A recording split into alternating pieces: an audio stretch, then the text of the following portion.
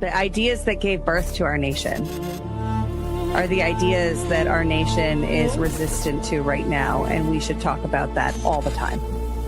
In a world where narratives are shaped by corporations and gatekeepers, independent voices matter more than ever. Badlands Media brings together citizen journalists, researchers, and independent thinkers. The truth is triggering. Question the narrative. Explore the facts. It's authenticity, courage, resilience. Search for the truth others won't. It's not about being first or being right. The information war is changing. It's about being authentic. Embrace the friction. Embrace the friction. Shut the f*** up. Authentically antagonizing. Join the movement. I'm going to say how I feel. Follow Badlands Media. This is about the future. The Badlands. What are the Badlands? Explain those Badlands. That's a hell of a name.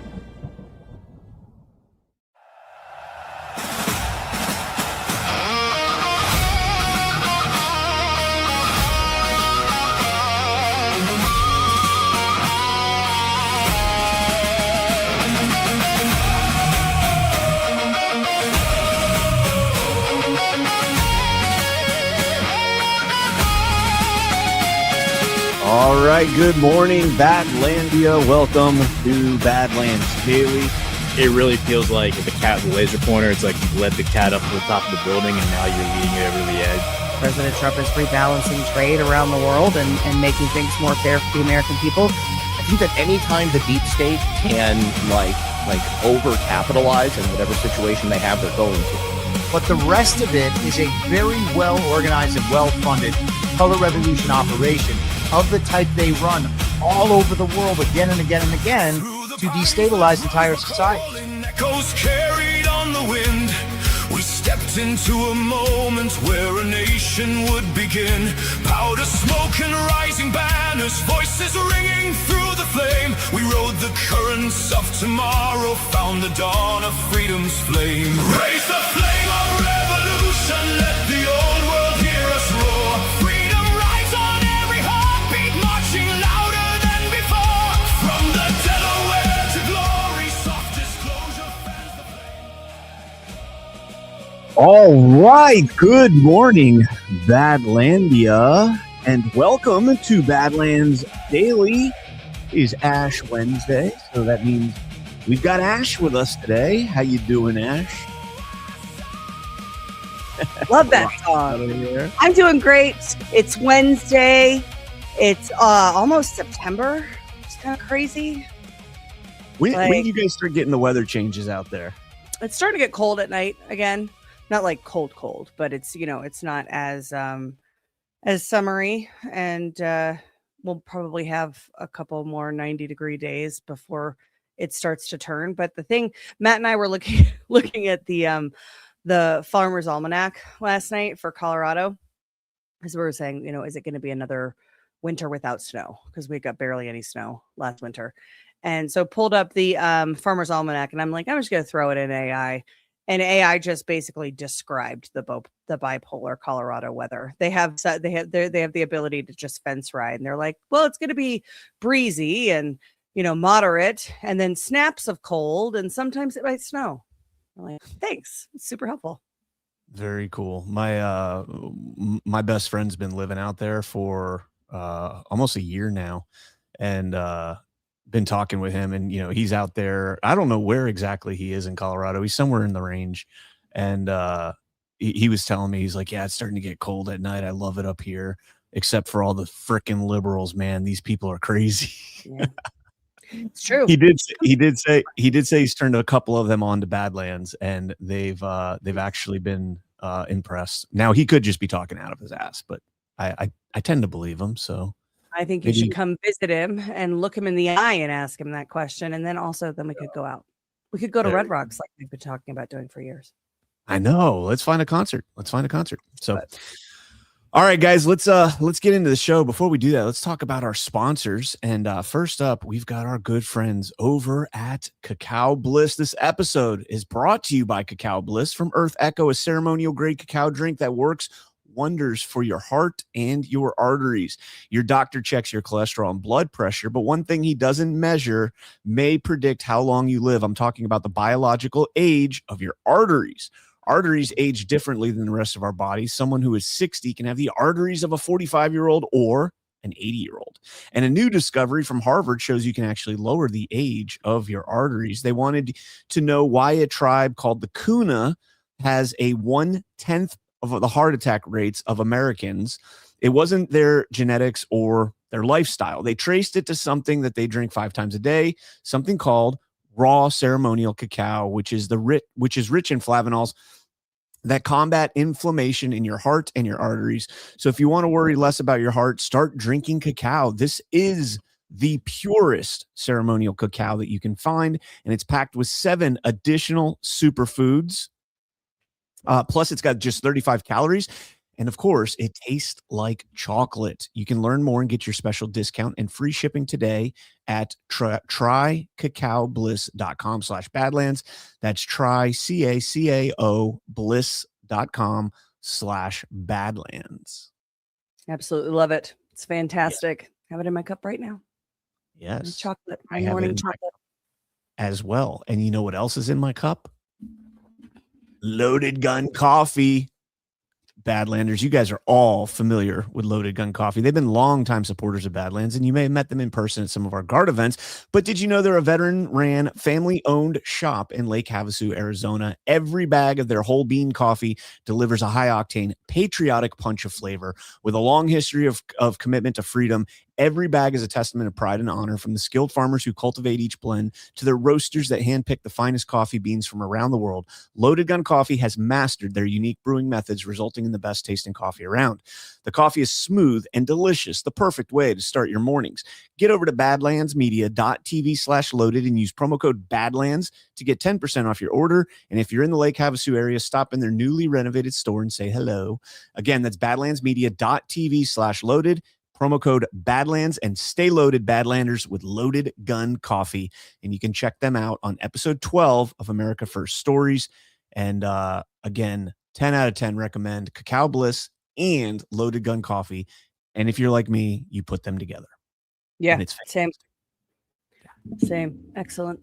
The other big thing is, I don't know. It says in there in the ad that it's whole bean coffee. I don't know if they sell like ground up coffee, but if you're still buying ground up coffee, you're missing out. Like if you're not grinding your own beans, like fresh ground, you're missing out. Like there is a huge difference between ground coffee and whole bean coffee. I never realized that. I think it was actually Burning Bright was talking about that a while back, and convinced, I think it was when we first got Loaded Gun, and convinced John to get a grinder. And I was like, you know what, let me see what this is all about. And night and day difference in your coffee, the quality of your coffee. So there you go. See if they sell ground. I don't think they sell ground. I don't see an option for it. Yeah. So there you go. Just sort of sound like you're being a bit of an elitist. I am being a total coffee elitist. I am a coffee oligarch. I am totally being a coffee elitist, but you gotta enjoy the finer things in life, man. Like there's no time in life for shitty coffee. It's just the way it is. Well, that I agree with. All right, guys, smash that thumbs up if you have not done so already. Had a couple people in the chat. Where was it earlier? Saying how good Why We Vote was last night. Guys, go check that show out. Yeah, we had Mark Mitchell, the Honest Pollster, and we had Kevin Kieski. I can never say the name. Kieski. I think that's right. Fantastic show last night. Definitely going to get both of them back on for longer segments. It's much needed. One of my college roommates, her last name was Voyeski, and it was spelled Wojewski, but it was pronounced Voyeski. So when I saw his name, I'm like, this is definitely not pronounced the way that it looks, but I'm not entirely sure how to say it. He was very cool. I went and followed him after the show. His Kevin Kieski, which is Kieski, but it's spelled Kieski. Kieski. Yeah.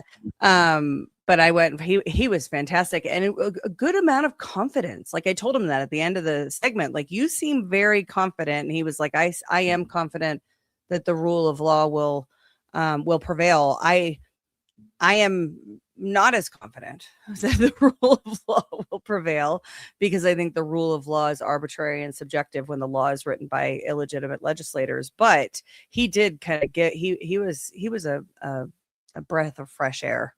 Mark Mitchell is a bit of a doomer. He seems like he's doomed all the way out and trying to make sense of things, but he should watch Badlands, so he's not so doomy. I mean, he's also looking at things from a numbers perspective, and he gets a different perspective. Polling numbers, Brian. Yeah, but he's the one doing the polling, though, to be fair. Still fake.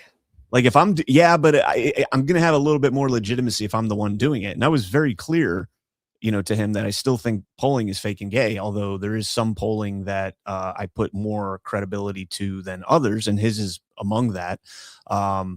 But at the same time, But why though? Because he straight up admitted on the show that he's more into the storytelling than he is into the polling. He's talked about his commentary, and the key indicator for me, and he doesn't know me, so the audience will understand why this is hilarious. But he comes on the show Why We Vote, and he brought up Iran like 3 times. Like he really wants to talk about Trump and Iran, and that's narrative deployment, Brian. And of course we called him out on it a little bit. I enjoyed talking to him. I want to get him back. I want to talk about the capabilities of polling, because that was the most fun part of the conversation for me. But the reality is that he used the word captured to describe all of the pollsters. He was like, everyone's captured. And that was when I kind of dug in on captured versus capability, because the other pollsters here talk about the lack of capability. Like, we're not able to poll MAGA, and, the right, really, we're not able to poll it in the way, which that doesn't make sense to me with the amount of data capabilities that we have today, that you would have a less accurate read on the electorate now than you would have 15 years ago. Doesn't make sense. But they're all fake, and they're all deploying narratives. Everybody's got an angle. Yeah, I mean, again, when we use the term fake, it's absurd to think that you can get a mass consensus from 500 people, 1,000 people, even 2,000 people. That's absurd. Now, obviously, the more people that you're able to include in your universe, but again, there's certain people that are immune to polling. I've told you guys, I've been sent polls where they've attached a $5 bill saying, "Hey, take 2 minutes to fill this out." I still won't do it. And is there more of a willingness among people to fill out a poll, right? Like if you're full-blown normie, rah, GOP, Republican, blue, no matter who, whatever the case might be, you're probably much more likely to fill out a poll. But if you're somebody that's rejected the establishment, that rejects the form of government that we're currently under, then you're probably like, no, I'm not doing this shit. This is a waste of my time, and this is absurd. It's fake and gay, and you're more immune to it. And so therefore the numbers are always going to be tremendously skewed. Now, in the case of yesterday with that LA Times thing, I mean, that's criminal. That's criminal. Like, they just made that up. Like, and they admitted it. And they admitted it. And, like that. All right.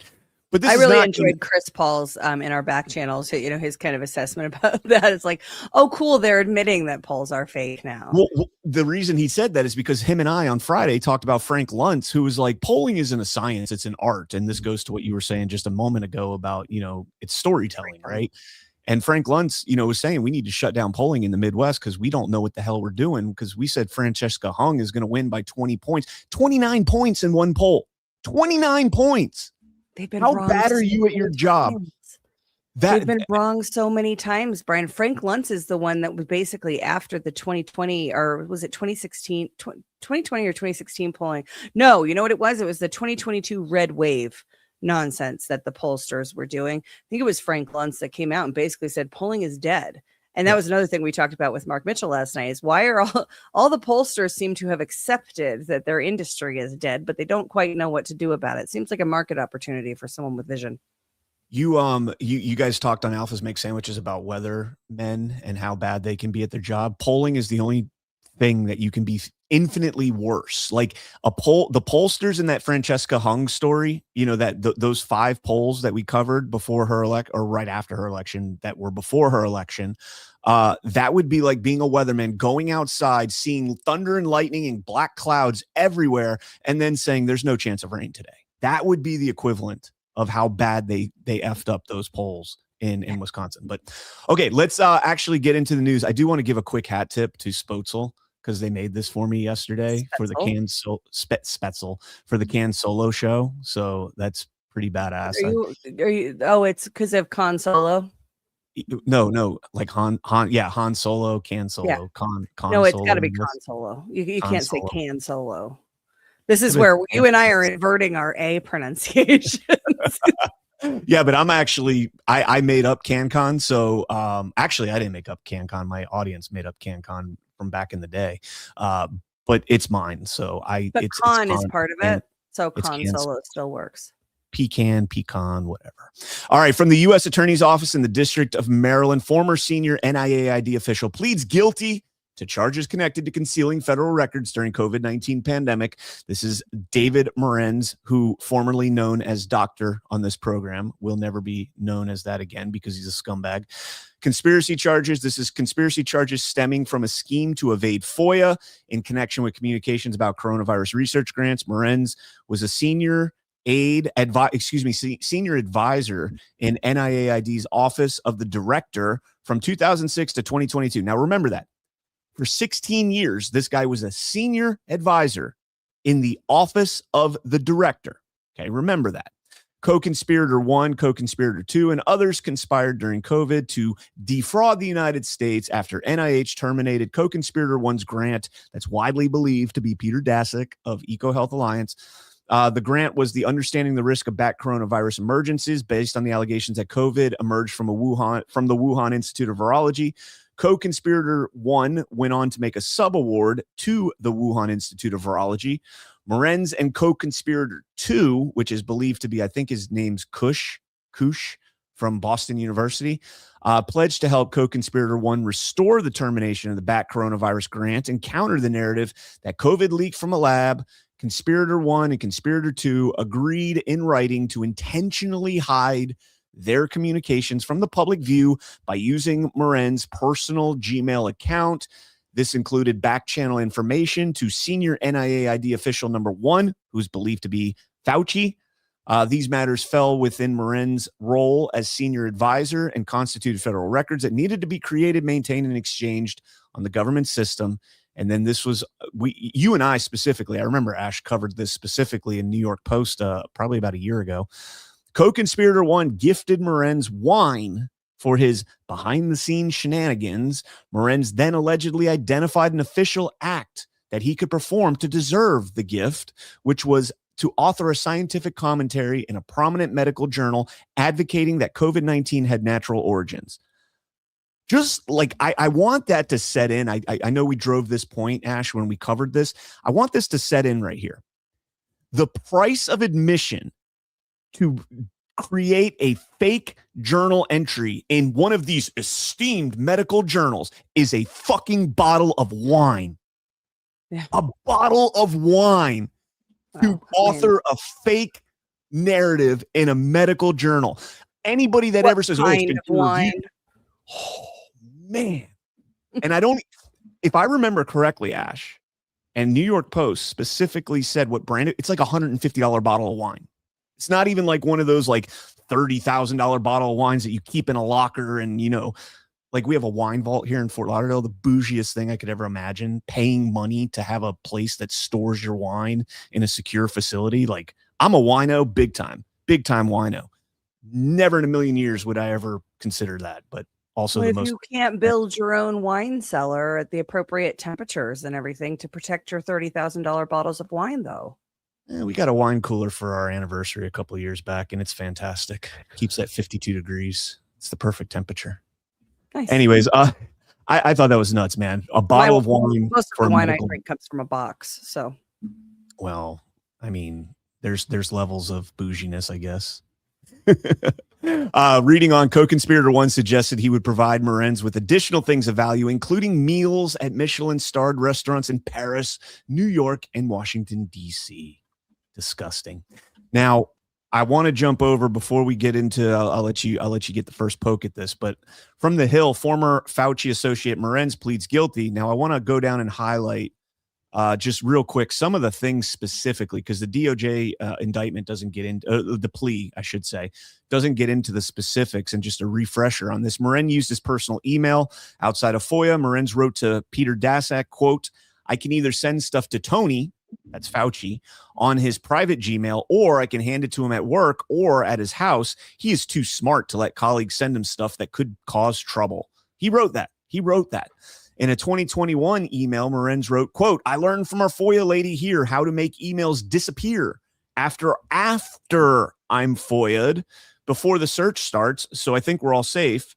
In a separate email, he wrote, "Plus, I deleted most of those earlier emails by sending them to my Gmail." And then lastly, this was Fauci testifying, and I think this could be a gotcha moment for Fauci in Congress.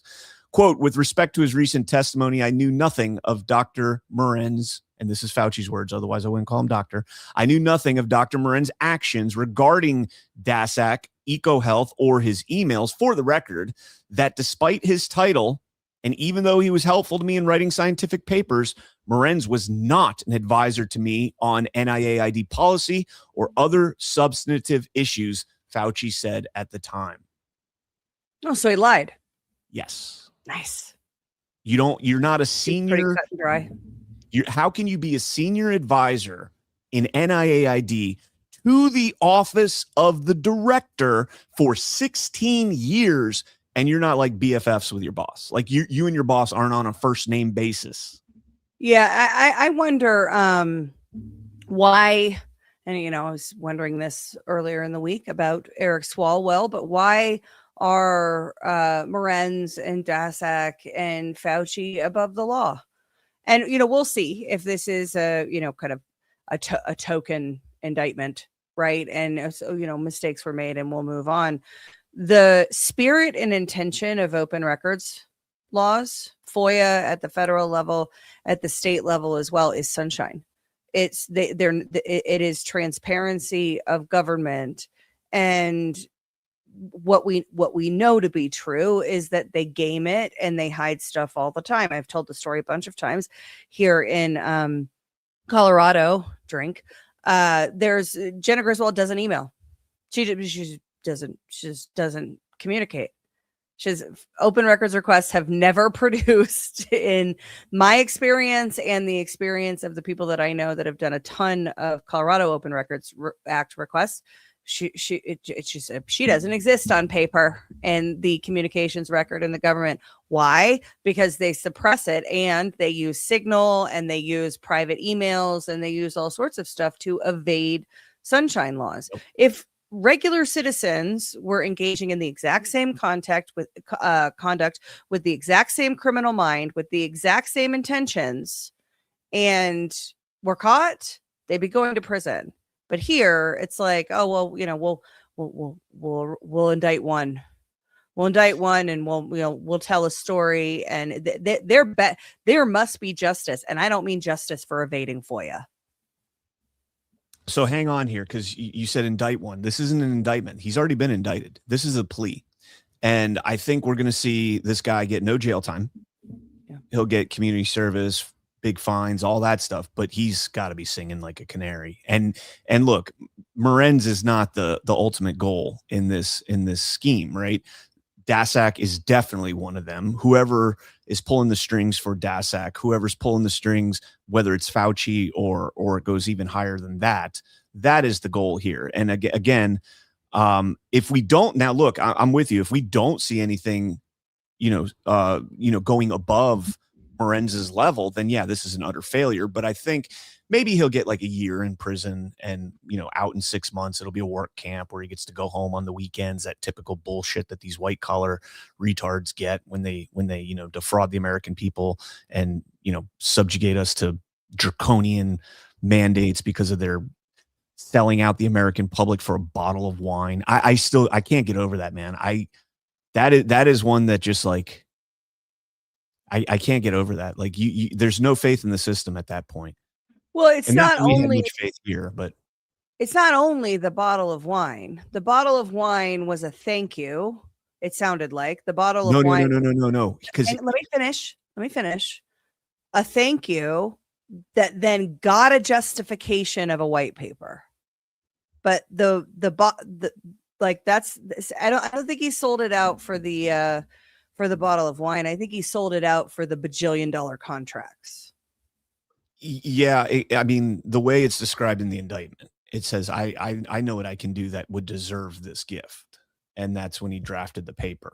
So, I mean, you could be right. You know, I mean, either way, you're showering this guy with gifts because you know what is going to end up coming your way. And this happens all the time, you know? Yeah. I think you're also right about the gonna avoid jail time thing. Yeah. And, you know, and that's the thing is now I'm encouraged by the fact that the terms co-conspirator 1 and co-conspirator 2 are used, but are they unindicted co-conspirators and are they going to remain such? Yeah. Yeah. Speaking of wine, let's just go ahead and talk here a little bit about one of my favorite things, guys. Why do frozen drink machines cost a fortune or end up being something that you use once and forget? That's why we've been using the Slush Ease Max from Chef Man. Honestly, I was surprised at how much this feels like one of those high-end machines. They're absolutely fantastic.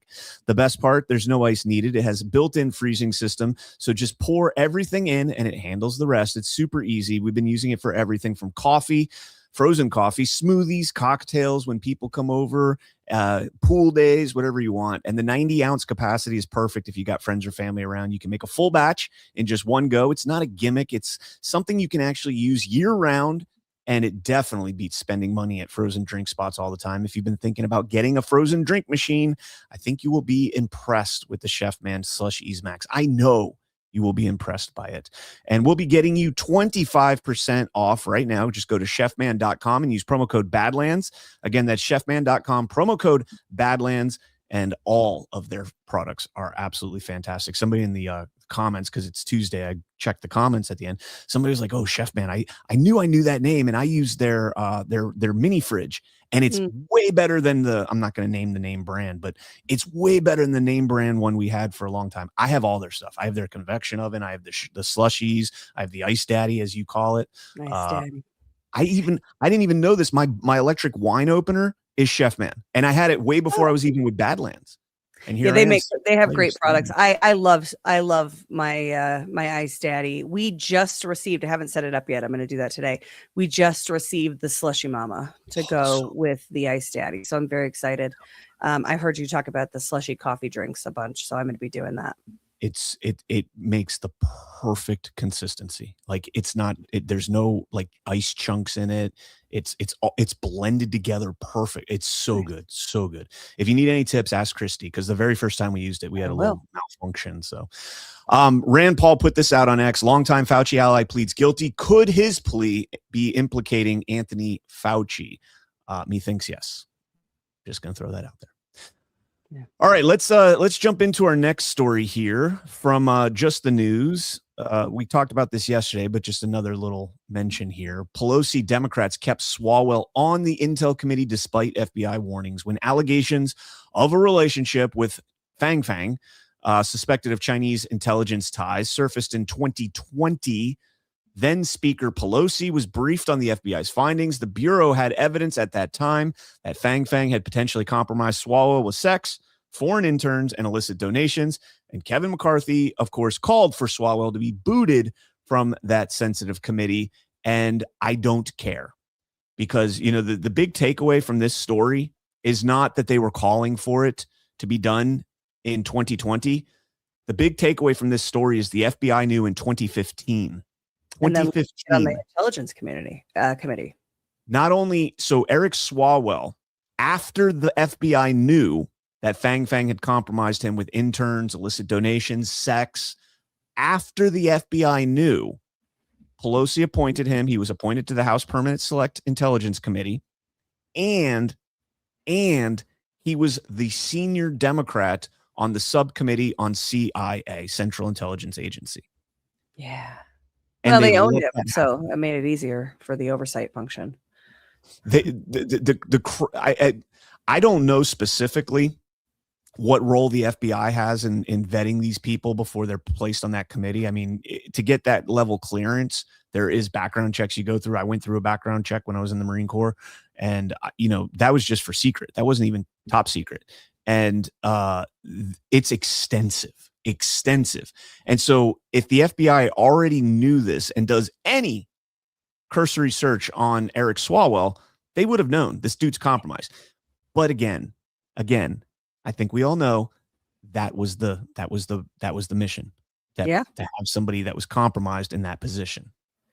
Yeah, that's the funniest part is, Eric Swalwell, when this all went down and it first came out, he was like, the reaction of my House colleagues, Republican House colleagues, doesn't match the facts, which is that I was never suspected of wrongdoing and I cooperated. I helped the government's investigation into Fang Fang. No, man, the record shows that you were suspected of wrongdoing and that there was an investigation. And I wonder, to me, there's a bunch of things of value exchanged, right? There's the sex, there's the interns, there's the campaign donations. There's a bunch of value exchanges happening between Eric Swalwell and Fang Fang. For me, the most egregious one is the interns, because the interns in his office, and he goes on to be on the House Intelligence Committee, access to our nation's most sensitive data, right? Or at least the stuff that the intelligence community pretends is the most sensitive, because they allow congressional oversight of it. And there are CCP operative, ostensibly, allegedly, CCP operative interns in that guy's office. Was he employed? Was he operating as though he had CCP operatives on his staff? Probably not. He probably didn't have a bunch of extra security controls for the interns that Fang Fang had placed in his office. So then, what did they get access to? What else happened with those interns? I don't know that we'll ever get the answer to that question, but I think it's an interesting one.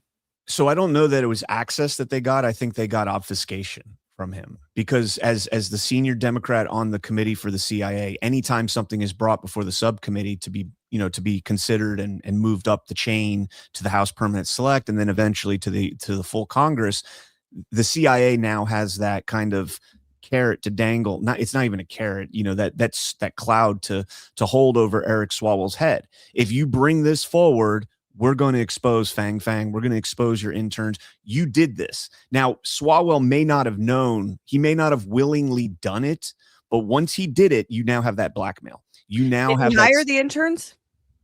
I'm saying he may not have knowingly, he may not have known Fang Fang was a Chinese spy, is what I'm saying. He's retarded, man.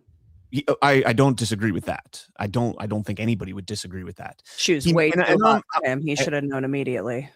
Well, I'm not saying that he didn't know, but I'm saying if he didn't know and she's placed there. Now, remember, there's a lot of theories. Well, not theories. They're confirmed now that the FBI and CIA both approached Fang Fang. Now, what we're told is that they approached her in 2015. Had they approached her sooner than that, had they picked up on her being a Chinese spy sooner than that, and if once the CIA knew that that Swalwell was compromised, they've now got him by the balls. And to put him in a position like that as a subcommittee on the CIA is a huge deal for the CIA to stop any investigations into anything, any questions from being asked, to tip them off when people are requesting certain documents. It is the whole spy, like spy games that they play within that agency or within that community. And they owned Eric Swalwell. They owned the senior Democrat on the subcommittee on Central Intelligence. Yeah, and I don't necessarily think you and I are disagreeing, but I think we're talking about two different things. So I agree that the intelligence committee or the intelligence community effectively owned him. I wouldn't be surprised, because we have, I think a lot of us here at Badlands, divergent ideas about China and what is the real Chinese threat. I think the real Chinese threat is deep state, right? If you think about, like, from a sovereign alliance standpoint, the purging of this global central planning control function in the nations includes China. So it wouldn't surprise me if the intelligence community, sorry, committee and community are getting mixed up in my head. If the intelligence community placed Fang Fang and then placed the interns with the sole intent of compromising Eric Swalwell so that to your point, the obfuscation could take place. Yep. However, let me finish my point. If we're going to believe the story, and we're not, but devil's advocate on the story, if we're going to believe the story that Eric Swalwell was innocent in this, and as soon as he found out that there was anything untoward, he immediately reported it and cooperated and worked with the intelligence committee. There's community. There is still the question. So if the story that they're forwarding about this is true, then the question about the interns, the interns being in the office by the very nature of the fact that they were in the office, right? That they were on his staff, that they were in his office, were getting access for the CCP. And again, all of this is scare quotes and all of this is allegedly, because the story of the good guys and the bad guys is never really the actual good guys and bad guys, because all of the actuals are happening in the shadows. So I agree with all of that. And when you go back and look historically, between that time period, the expose in 2020 when Pelosi was finally briefed, and 2015 when they knew it, and what did we see roll out from Swalwell at that time? He was one of the biggest proponents of Russiagate and the Russia collusion hoax. He was the PP tape and all of that stuff that went against President Trump. He continued on into the impeachments. You know, Swalwell was one of the largest voices. Wasn't he the one that shared? Was it Swalwell or Schiff that shared the post of Jennifer? What's her name? Jennifer Lawrence. Schiff. I believe that was Adam Schiff. I thought it was Swalwell that shared that. Schiff was the one that doctored the phone call. I thought it was Swalwell that shared the. You might be right. The Jennifer Lawrence, where they changed Calvary to Cavalry, and changed her photo. They changed her photo. Yeah, they changed her entire post. They added a blue check mark when the blue check mark was only for like Twitter verified accounts. Now you can buy one.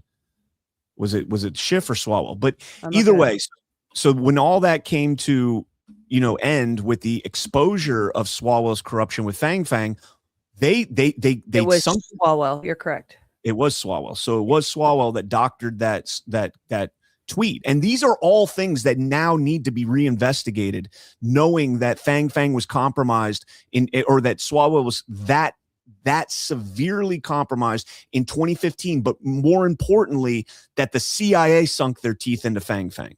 And, I told you guys, I've had contact with Fang Fang. I've spoken with her, and she said there's more to this story and when it's ready to be told, it will be told. So again, she's a spy. So what's that? I did. I reached back out. I haven't, she's been dark for a year now. But anyways, she's a spy. So you have to take what she says with a grain of salt as well, but it's at least worth getting both perspectives on this story. Once Swalwell was compromised, they sunk their teeth in back deeper. Do you remember what they did after all of that was exposed? We just got this like 6 months ago with all the sex stuff.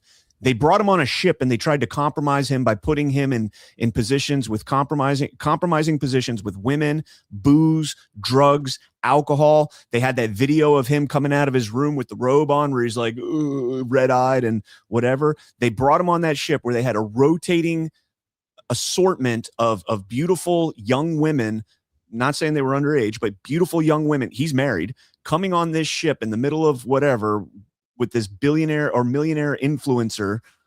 It was insane. They just doubled down on Swalwell. That guy is a fucking retard. Sorry, that's two F-bombs in one shot. Today. Yeah, there's grandkids listening. How dare you? I'm done. I'm sorry, guys, but you need to knock that. You need to knock it off. I think the easiest, the most benevolent explanation about Eric Swalwell is that he's retarded. I don't know that it holds water. I think he's compromised, as you said, compromised by the intelligence community, and he did whatever he was told. And that includes all of the obstruction, all of the things he did with the impeachment and the various scandals that took place. I don't understand how the guy is, still walking around free. And that's what we'll get. We'll get the qualified immunity explanations and excuses, and mistakes were made and we've changed the process and this won't happen again because we learned our lesson and whatever. But in reality, we're not being told the truth about any of this. We're being told another story to cover and explain the holes in the last few stories they told about this. And it's insufficient. The truth must come out. And Eric Swalwell needs to be punished. He won't be, but he needs to be. Yep. All right, let's move on. We'll talk about some of the election shenanigans from last night. We can start with this story here from the Midwesterner.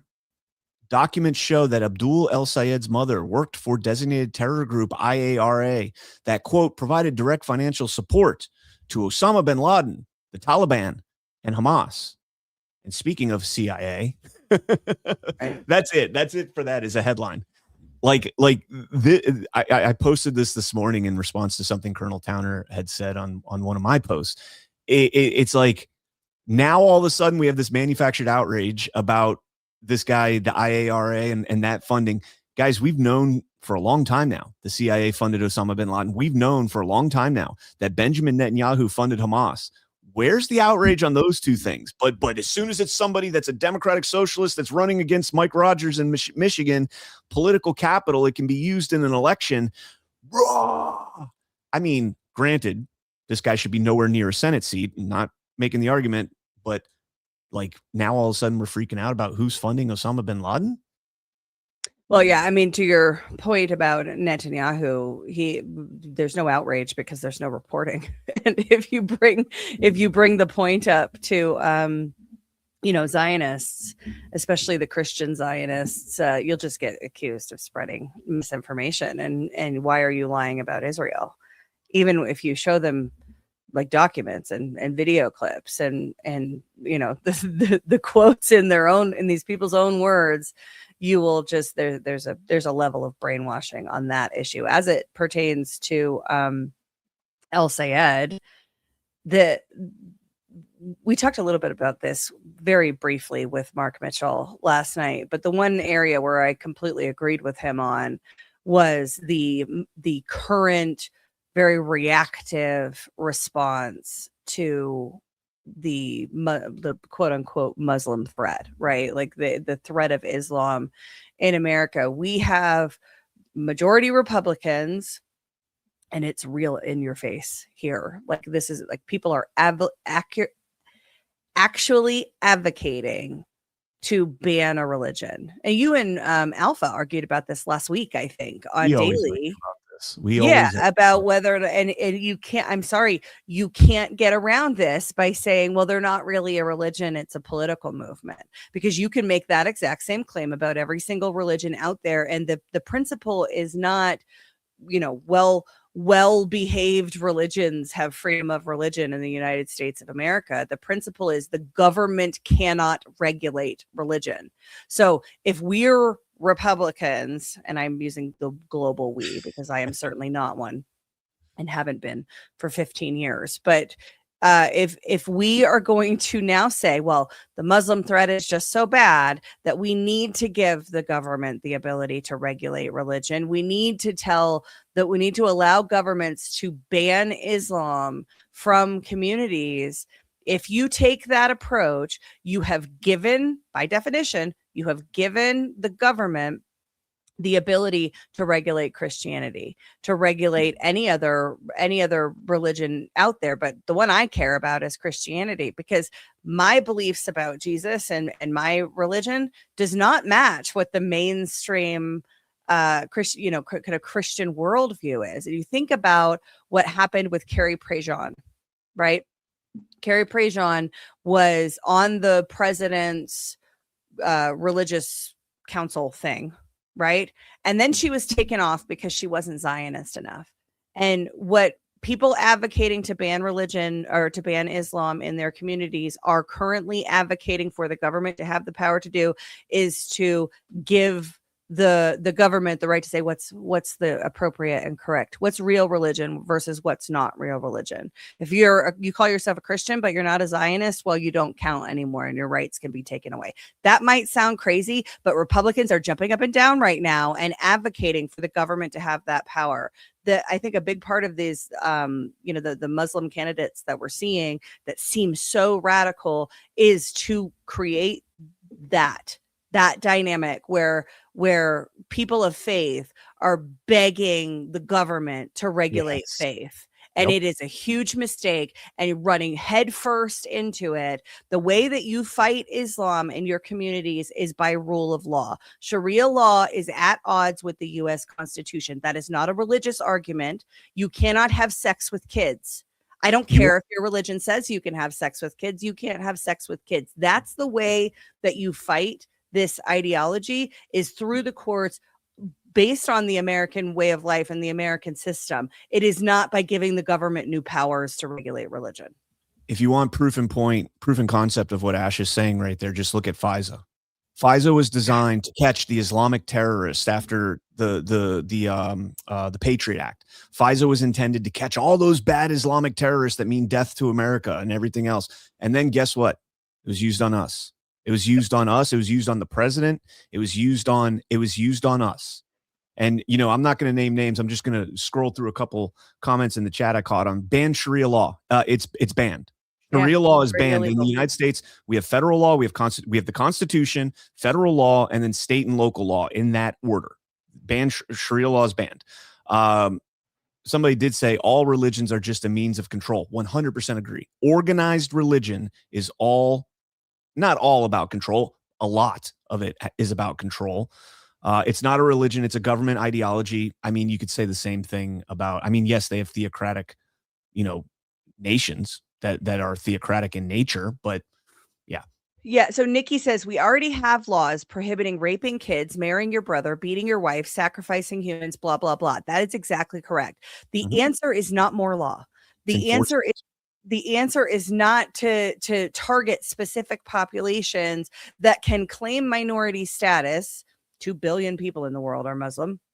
They can claim minority status, and the current response, the very emotional response to headlines like the one you just showed from the New York Times, right? The emotional response is somebody has to do something. The government needs to stop this. That is, and it's the people who usually hold the line on freedom of religion that are making that argument. And I feel like I'm ripping my hair out watching this happen. And I keep telling you, you can't ban Islam. You can't say that you want to ban Islam. You will lose the argument before it starts. First of all, you'll lose it in your community before it starts. But if you happen to win that argument, you've now totally screwed Christianity. And again, I find myself at odds with the Western Christian church way too much, because I believe, have forgotten their first love. And I think they're so far astray of what the life and ministry of Jesus Christ is, and is the example for us to be, right? His body in the world. If we're going, so you're gonna ban my worldview, right? You're gonna give the government the ability to ban anything that is against the state sanctioned view of what a religious practice should be. This is the hill to die on. Ash, no Christian religion says death to America, Allah Akbar, burns churches and threatens our sovereignty. The death to America, I just want to remind you, and I was a part of this, we killed over 250,000 civilians in Iraq and Afghanistan. We lost about, I think 12,000 American troops, which is absolutely tragic. We killed over 250,000 civilians in Iraq and Afghanistan. Maybe if we stop, with these forever wars and everything else, I don't know, maybe the tone changes a little bit in that regard. Allah Akbar is no different than us saying praise Jesus, Jesus is king. It's no different than us saying that in their religion. Burns churches and threatens our sovereignty. I mean, if your religion and your sovereignty is so weak that it's threatened by an outside religion, you really need to look at your own convictions inside. Well, yeah, and to whoever it was, because I went and looked for it, I couldn't find who said that. But no religion, no Christianity says death to America. Irrelevant. And oh, by the way, Christian Zionists say make Gaza into a parking lot. That's the like, so not America, nuke similar. Gaza.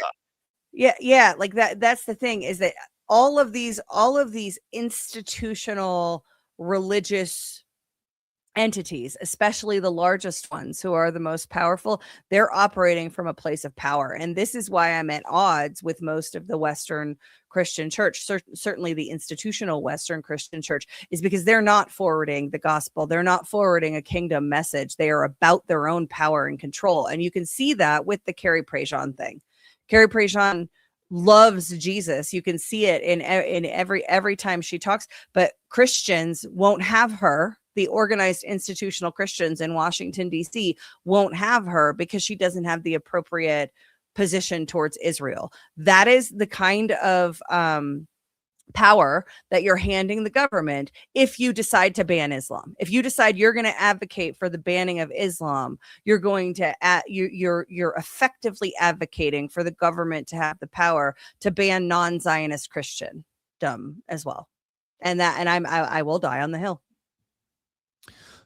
All right, so let's move on from that, because again, that's just it's just the one of those subjects that people are just they cannot think outside the box. They just govern me harder, daddy, when it comes to that. It's crazy.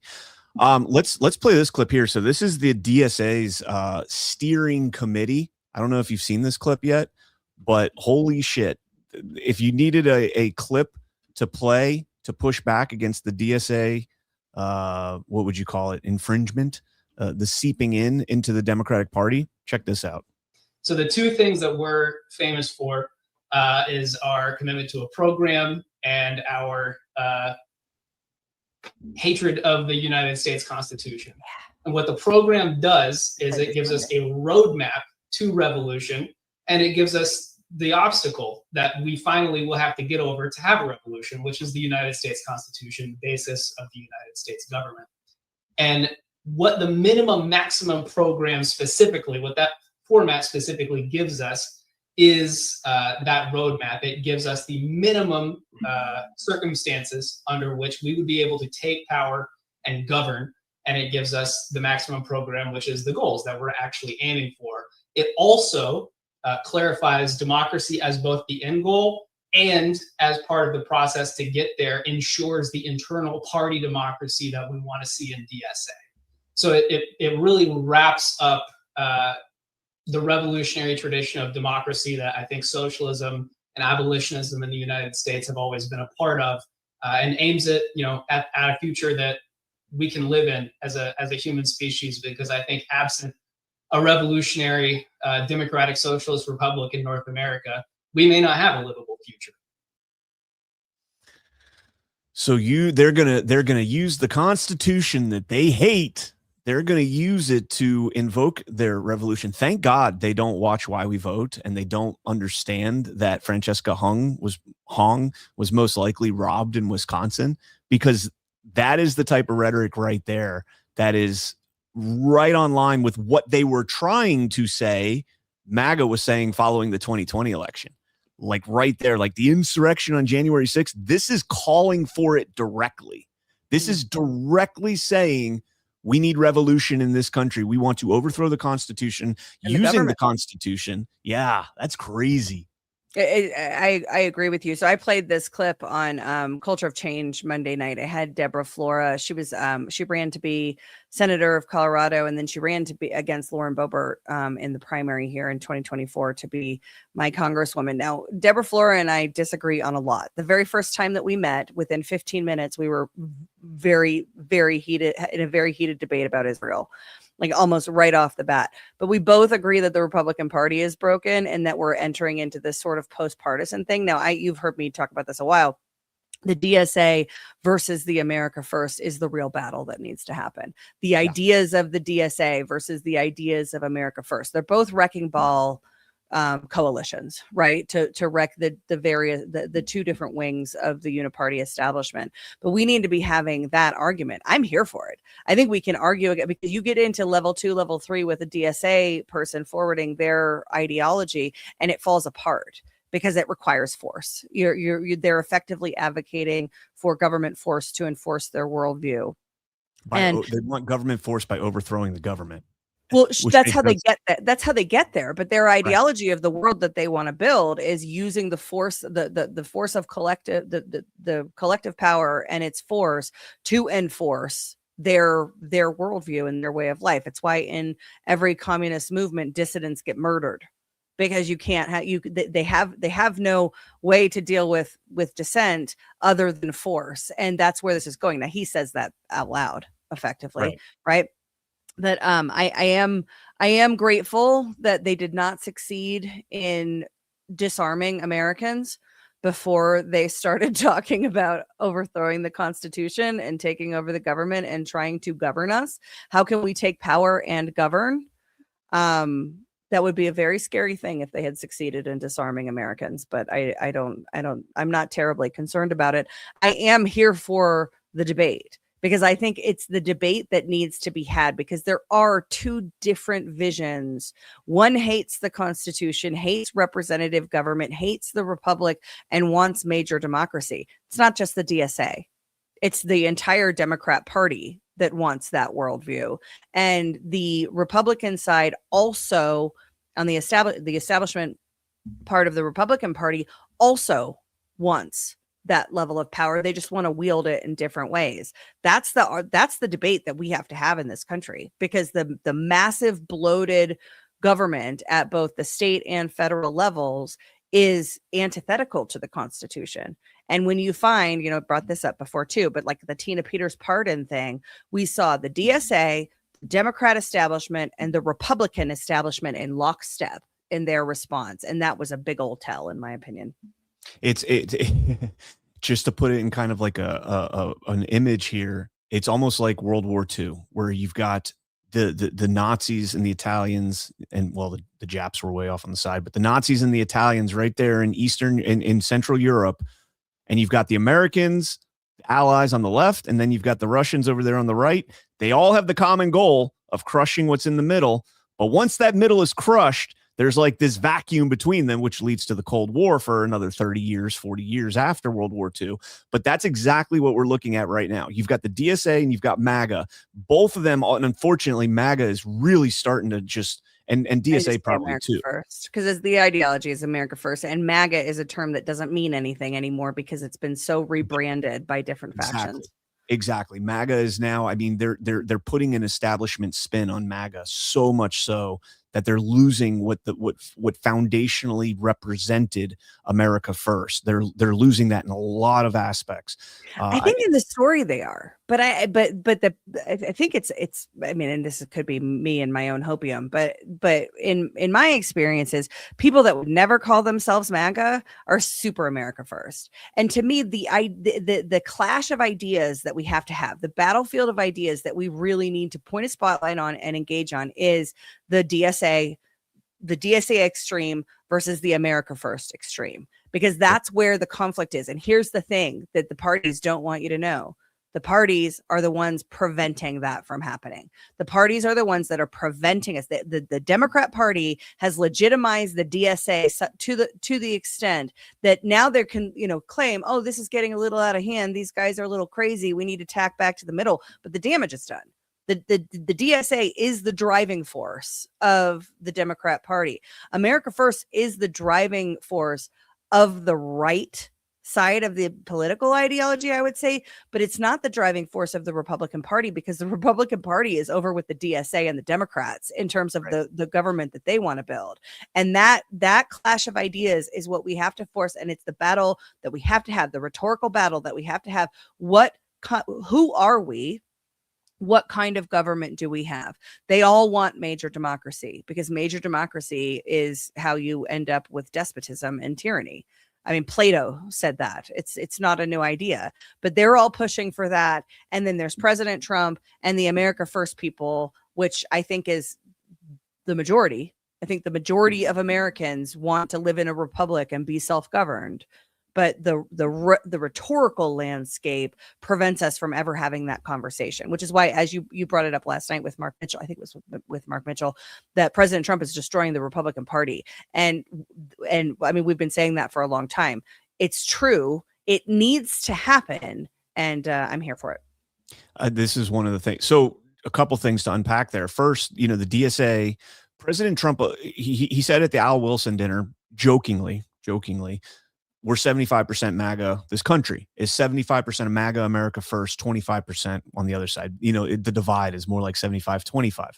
And I think he might have used conservative as opposed to MAGA. The conservative movement itself is MAGA now. We've absolutely dominated the GOP, the Republican Party, the conservative movement as a whole. The difference between MAGA and the Democratic Socialists is they don't have the numbers anywhere near as close to what MAGA has. Now, this is something I've been saying for a long time, that Trump is covertly waging war against the GOP while overtly doing it against the Democrats and the Democrat Party and the Democrat establishment. And I still think that the whole America First, and I know people freak out about this, the whole Tucker Carlson, MTG, Massey, Joe Kent, all of those people that are kind of out on the outskirts of MAGA, and they're kind of looking in like America First, America First. I still think that is an op to rebrand MAGA in a post-Trump world where people that weren't MAGA can now look at America First and be like, oh, look, those people weren't like diehard Trump, because Trump is toxic to certain people. Yeah. There are people that no matter what, if Donald Trump has a stamp on it, they will never even consider it. And they're the people that in a post-Trump world are going to pull those people in and be like, hey, you guys are retards. You don't understand what MAGA was. You've never given MAGA a chance beyond Rachel Maddow and CNN and what they've said about it. Here's your opportunity to look at what we're saying. This is common sense stuff. This is what MAGA has foundationally been since its inception back in 2015. This is MAGA, and they'll be, without saying this is MAGA, you rebrand it as something else. You can't use MAGA any more than you can use Trump, right? Exactly. The toxicity is the same for those two. Yes. Yeah, I think you're right about that. I also think it plays in a little bit to the Trump final boss stuff that we've talked about on this network. Like if it's truly a transformation program, we're truly driving a change to get us to or back to something more resembling the Constitution of the United States of America. If that's truly the goal, you're right about the toxicity of Trump and MAGA.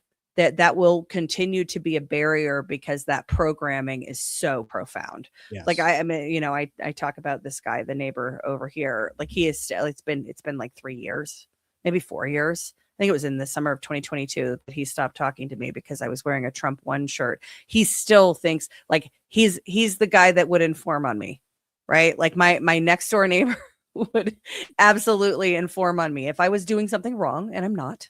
But like that's there's no amount of evidence. There's no truth that can come out that will change his mind that President Trump is anything other than an evil, predatory criminal.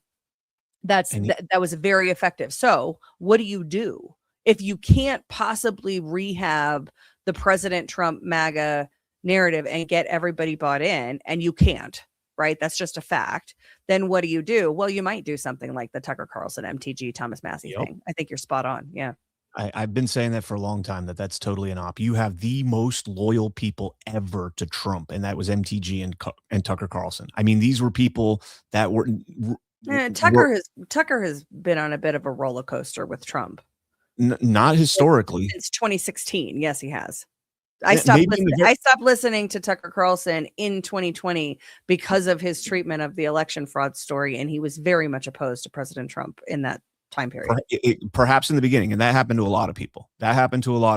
Early on in 2016, 2017. There was a lot of white noise to work through on President Trump because that's what everybody in the media was talking about. But he came around probably 2018, 2019, and has been one of the most arduous supporters of him since then. I just find it hard to believe that all of a sudden this totally fake Iran war. I mean, even Scott Besson came out the other day and he's like, yeah, the kinetic war was like a month, and now we're doing all economic war. And people are like going out there and putting out this op with the naval warship with the USS Abraham Lincoln.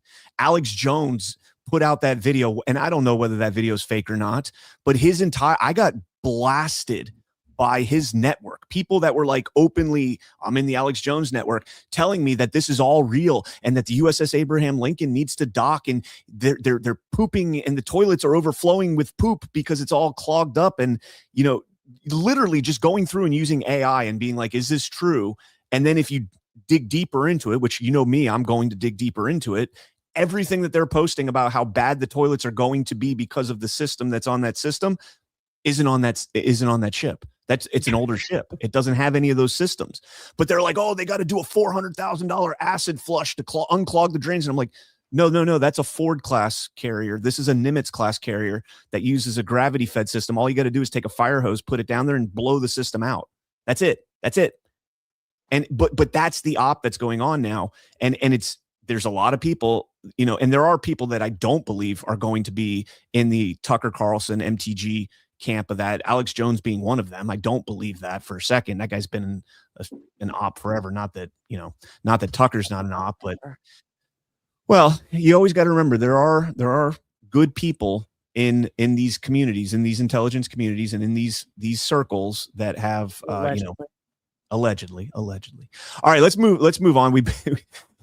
Ash and I are turning this into culture of change instead of Badlands Daily. Well, we did the first 45 minutes was why we vote. So yeah, I'm sure we'll get to book club here in a minute too. I don't think I have any book club. We will get back into why we vote though. You already mentioned Besson. So actually I do have a book club segment coming up. It's from Government Gangsters, but let's play this clip because we had the Florida primaries last night, and I don't get wrapped up in this, but I love to see this one. Alex Vindman got his ass pummeled. Vindman in the Democratic primary for the United States Senate in Florida. This one is a monster of an upset. Vindman raised a ton of money, came into this with a ton of national name recognition, national support in this race, and the hope of Democrats that he could make this, we're going to do news now here in a second, that he could make this a fight, put Florida on the map nationally. Instead, Angie Nixon from the left has defeated him handily in this primary. About to do the news now hit. Is she DSA? Yes. I was going to say she is DSA. DSA is a wrecking ball to the Democrat establishment, and there's nothing more Democrat establishment than Alex Trader Vindman. Yep. Spot on. President Trump truthed out. Sleazebag Vindman loses tonight to a radical left lunatic. How cool is that? Amazing. How is he not in on this war, man? That is an awesome outcome. If there are people that I would show up for the justice phase and watch every moment, it is the Vindman brothers for sure. I mean, there's a bunch. It's a big target list that I'm gonna have to take months off to attend to all of the justice phase proceedings of the people that I put in that category, but the Vindmans are up there. Yep. Ramen Noodle Head won my district last night, Florida's 20th, after jumping from I think she was in the 22nd, and then she jumped. So she started, I believe, in the 24th, and I'm probably wrong on the numbers here. She started in the 24th, then it went to the 20th. Then there was a whole redistricting thing. She went to the 25th, which is Fort Lauderdale, way out east, very wealthy Jewish area, and then moved back out here to where I'm at, way out west. A lot of Venezuelans, South Americans in this area, a lot of blacks in this area. And somehow she is able to win, even though she is wildly unpopular, like incredibly unpopular. No, put it back up. Somebody decided that was the right headshot. Somebody was like, yes, this is the one. This is the best shot that we've got for you. Now, we always focus on the hair, but there is this headshot in particular reminds me of that scene in the movie Witches, the movie that was made from the Roald Dahl book Witches, where they all take their faces off. There is one of the witches in that scene, and I was just trying to pull it up, but I'm not gonna be able to find it in time. One of the witches in that scene sort of looks like her, and this picture looks like she's about to pull her face off. Have you ever people, once you see this, you're not going to be able to unsee it, and people are probably going to be pretty mad at me about this, but have you ever watched Yellowstone? Yeah. She is like Timu Beth, like way worse than Timu Oh, I'm Beth. mad at you about that. I- Beth is an extraordinary character. She is a fantastic character. fantastic. Debbie Wasserman Schultz is not. Take it back, Brian. Oh, she is like the witches, where I think we should send Beth after you. Hang that. on. That's the comparison. In the movie The Witches, when Debbie Wasserman Schultz is in her like her fake whatever before the what is it the water that gets on them, I think. Whatever it is that gets on them, she's Beth. And then when she becomes the witch, she's Debbie Wasserman Schultz. You don't see it? I'm offended on behalf of Yellowstone, the character Beth, the actress who plays her, and Taylor Sheridan. I am offended by what you said. Don't get me wrong. I love Beth. She's my favorite character in Yellowstone. Well, Rip is Everyone says take it back. Rip is pretty good too. And Beth is deceptively attractive. Like some scenes she's like hideous, and then other scenes she's like gorgeous. So I'm there. She is the witch. Wasserman's the witch. Beth is the dolled up version of her. I think she's a mentor and a role model. I think that Florida's 20th screwed up really bad. Like Sherfless McCormick, she's the one that got busted for the COVID. So we went from fraud to fraud because Wasserman Schultz is a fraud when she ran against what was his name? The NSU professor in 2018, Tony, was it Canal? I can't remember his last name. Canova. When she ran against him, he sued. He was the primary opponent against her. He sued for all the records for the election that are required to be maintained for 22 months under federal law, won in court to get the records, and they deleted all of them anyways. They went and said, nope, you're not getting them, and deleted all the records because they don't want the fraud exposed here in Broward County.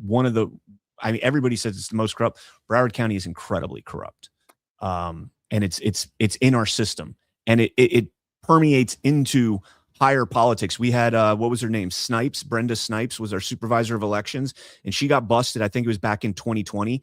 And DeSantis allowed her to, instead of going to prison, he allowed her to assume her role for 1 day so that she could get a retirement and retire with a pension. What a nice guy. Why would he do that? I'm pretty sure it was DeSantis that ordered that. I'm almost positive. Don't quote me on that. But yeah, that's what they did to her. Brenda Snipes. All right. We got some more. This was fantastic. Did you watch the Ralph Norman, Darlene Graham debate at all? Have you seen the clips? I sent you one of the clips. You didn't watch it? I think I started it and then got distracted.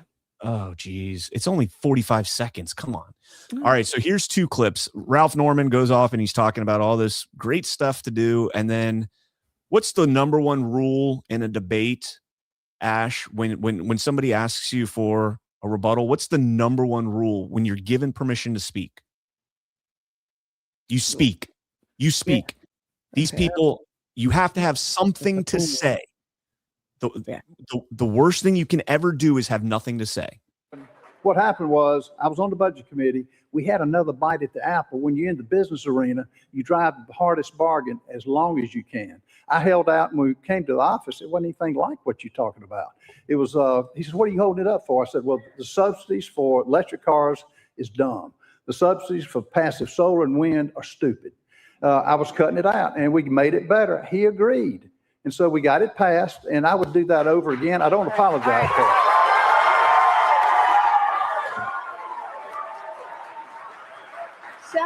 Senator, if you want to respond, or we can move on, it's your choice.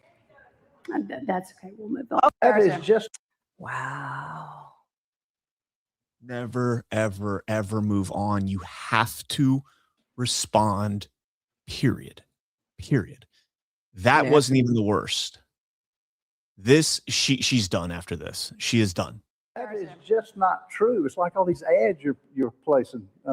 It's fake. No, what happened What happened was, Hold on, this is not the right one. Hold on. Where'd it go? That was actually really interesting. He said it's fake, and her facial expression was very interesting. Yeah, hold on. Where did the Who is that guy? I like him. Ralph Norman? I'm sure he's okay, here it He's is. not the one that said we're going to kill babies after they're born. That was Governor Northam. That's Northam. Different guy. This Yeah, is in different South state. Carolina. All right, so here this was the nail in the coffin. Darlene Graham is done at this point. Senator, are Taiwan and the South China Sea national security issues for the United States? If so, why? I'm sorry, could you repeat the question? Are Taiwan and the South China Sea national security issues for the United States? And if so, why or how? I'm just going to be honest here. I'm not on national security. I'm not that informed on national security. So, but I do support the military.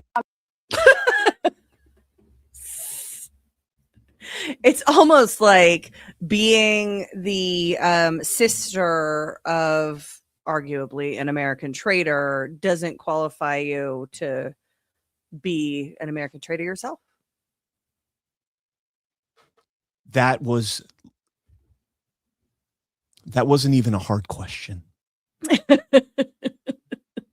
Is Taiwan and the South China Sea a national security issue? That is in baseball. We call that's not even a softball. That's like putting the ball on a tee and saying all you have to do is hit the ball. You don't have to hit a home run. You don't have to hit it just get it off. You don't even have to hit the ball. Hit the tee and make the ball fall off the tee. That's how simple that question was. Couldn't do it.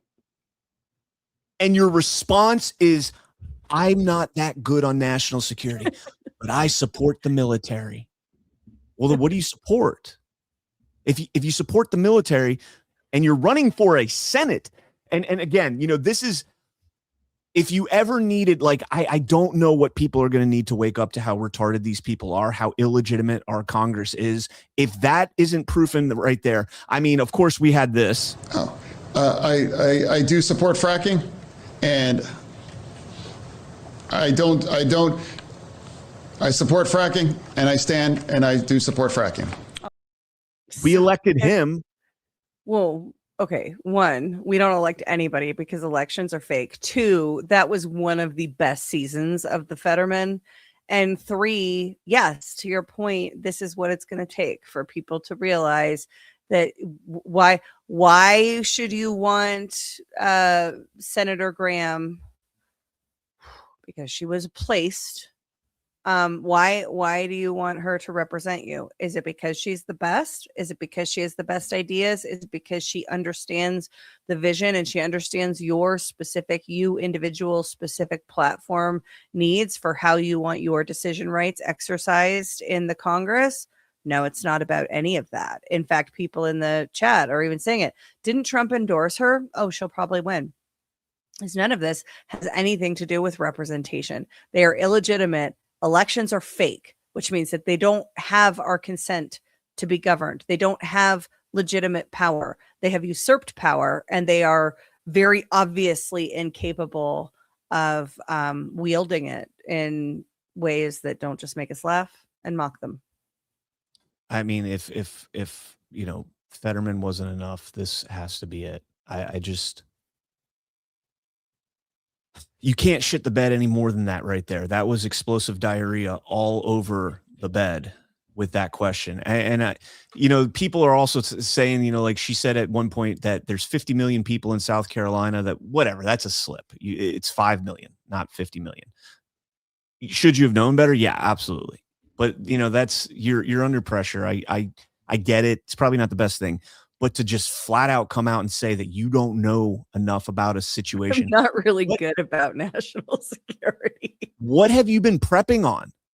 I mean, you went through, they go through a week of just nonstop prep for this debate. Like, what have you been doing? Yeah. I'm fact checking something real quick. So just real quick. Yeah, well, we're prepping for the debate. I don't know what her process was. Go back to that second clip that you played where he's like, it's all fake. And her face was kind of like, hey, we're not supposed to say that. So just real quick, I want to fact check because Kitsko kind of called me out in the chat and on the Brenda Snipes thing. Rick Scott suspended her November 30th of 2018. When Ron DeSantis became governor, he voided Scott's suspension, but accepted her earlier resignation effective January 4th, 2019. So I was correct. It was DeSantis that did it, not Rick Scott. Rick Scott suspended her. And I'm not a fan of Rick Scott either, to be clear. So yes, it was DeSantis that retroactively accepted her resignation so that she could retire with a pension and everything else. So Marsha Gravino says, this is a Rumble rant. Thank you so much for that. Says, I live in South Carolina and will vote for Norman. I am disappointed that Trump will be here Friday stumping for Graham. I just want to say, I don't think President Trump canceled it. I think I saw, really? I think Chad Caton, I don't want to attribute to anybody. I think they said that he canceled that. It might've been tongue in cheek, but he has to after that. We'll see. Good. Well, my point is President Trump doesn't believe that these people are legitimate either. And that's what's important to remember as we're engaging with, midterm narratives in this quote unquote election season, is that the line, if you believe that whole thing, has been used multiple times by the president to apply to elections. What we need is for the American people to realize that our elections are theater that deliver illegitimate results, that allow illegitimate usurpers to claim power. President Trump knows that. He's been saying it since 2016. President Trump has been trying to get to the truth about U.S. elections in the public mind. I think they have the truth in the investigative bodies. They have the truth in the document record, fake voters, fake ballots, fake counts. Brian and I have been covering the truth about elections for more than 3 years on why we vote. President Trump has been consistent on this point. Oh, but why is he endorsing people and why is he saying that everybody should vote? Because elections are a battlefield and they might be the most important battlefield. Not because winning on this battlefield does not mean that our chosen people win the fake election. It means that everybody realizes that the elections as they have been held are fake, and there must be justice for that. We cannot have real elections until there is honesty and accountability for how fake they have been. But that has to be demanded by the people. The people have to demand that, and the people are still running around in circles because of who the candidate is and whether or not they're endorsed and whether or not they're going to win the fake election. Yep. Okay, let's go ahead and move on. And before we do that, let's go ahead and hit our one of our final two sponsors of the show. Guys, this is a paid advertisement for Rumble Wallet. They're sponsoring this portion of the show. All right, chat, real talk.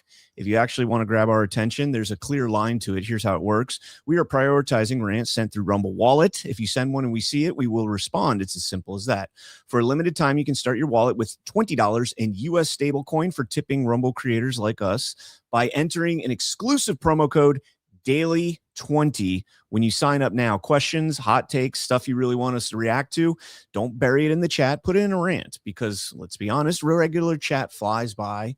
But when you use Rumble Wallet, it cuts through everything. Here's the move. Scan the QR code. Use the link in the description. Download Rumble Wallet and try it for yourself. And don't forget to use code Daily20 to claim your $20 for tipping in US stable coin. US tip sending a tip is very easy. Open the chat like you're sending a Rumble rant. Hit pay with Rumble Wallet. It's basically the VIP line. You want a shout out?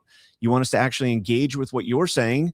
Use the Rumble Wallet and claim $20 in US stablecoin using code Daily20, and then go ahead and send that rant. We'll be watching for them. Restrictions apply. There are a limited number of entries available.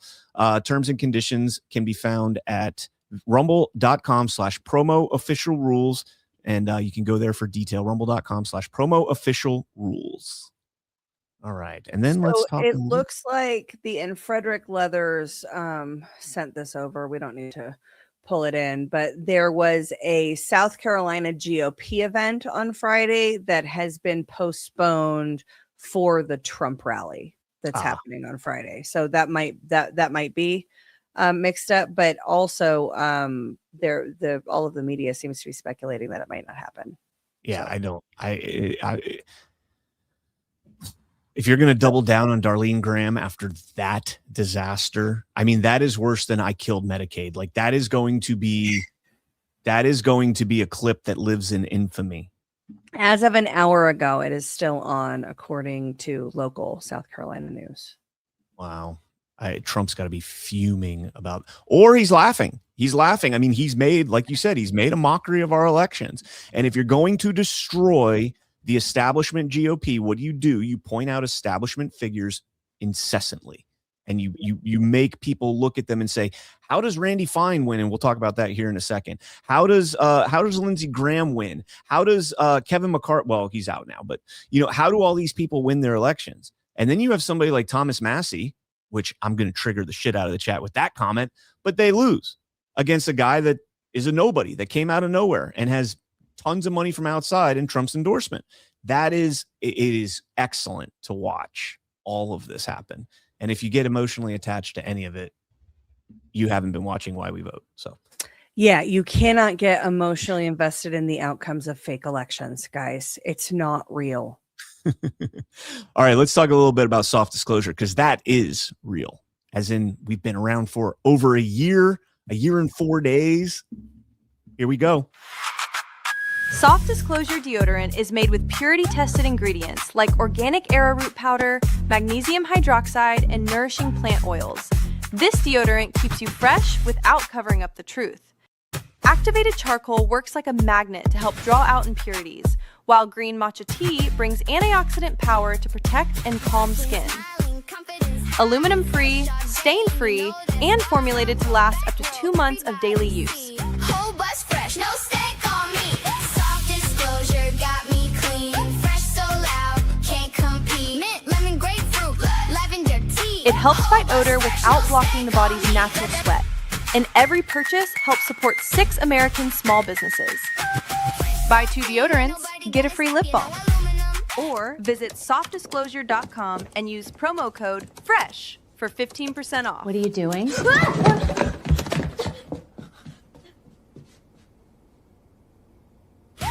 disclosure got me clean. Fresh so loud, can't compete. I love that commercial so much, especially the J Chariot bit.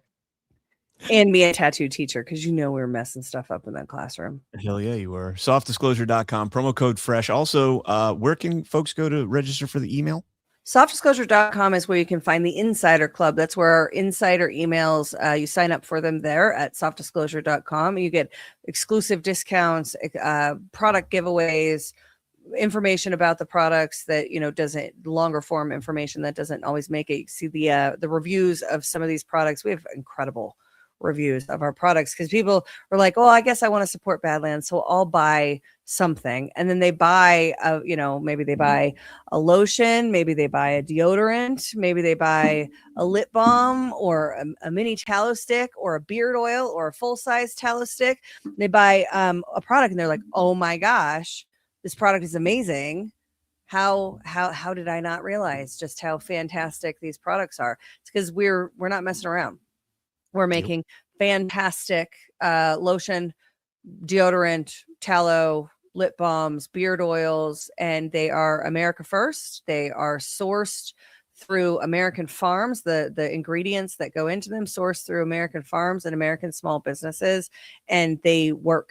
That's the real key takeaway, is that the products themselves are fantastic. You can learn all about them in those insider email updates. And like I said, you'll get exclusive discounts that you can only find in the insider emails. And every once in a while we do free product giveaways. So definitely check that out, softdisclosure.com. And it's back to school time. So get your kids some deodorant. All right. Sammy says, I can definitely tell that your back is bothering you this morning, CannCon. Yep, it is. I have an appointment today, though. It got worse yesterday. Not like bad again, but it's worse. It'd been getting better. And then it just yesterday took a couple steps back and it's a little bothering me. So got a chiro appointment this afternoon and I'll be there. All right. I mentioned the Randy Fine thing for a minute. Dan Bilzerian put this out on X. He was running against Randy Fine in the 6th district of Florida. Again, I don't know, what to make of it. They'll just say this is human error or whatever the case might be. Let me open these in different tabs because they get really small so that I can zoom in.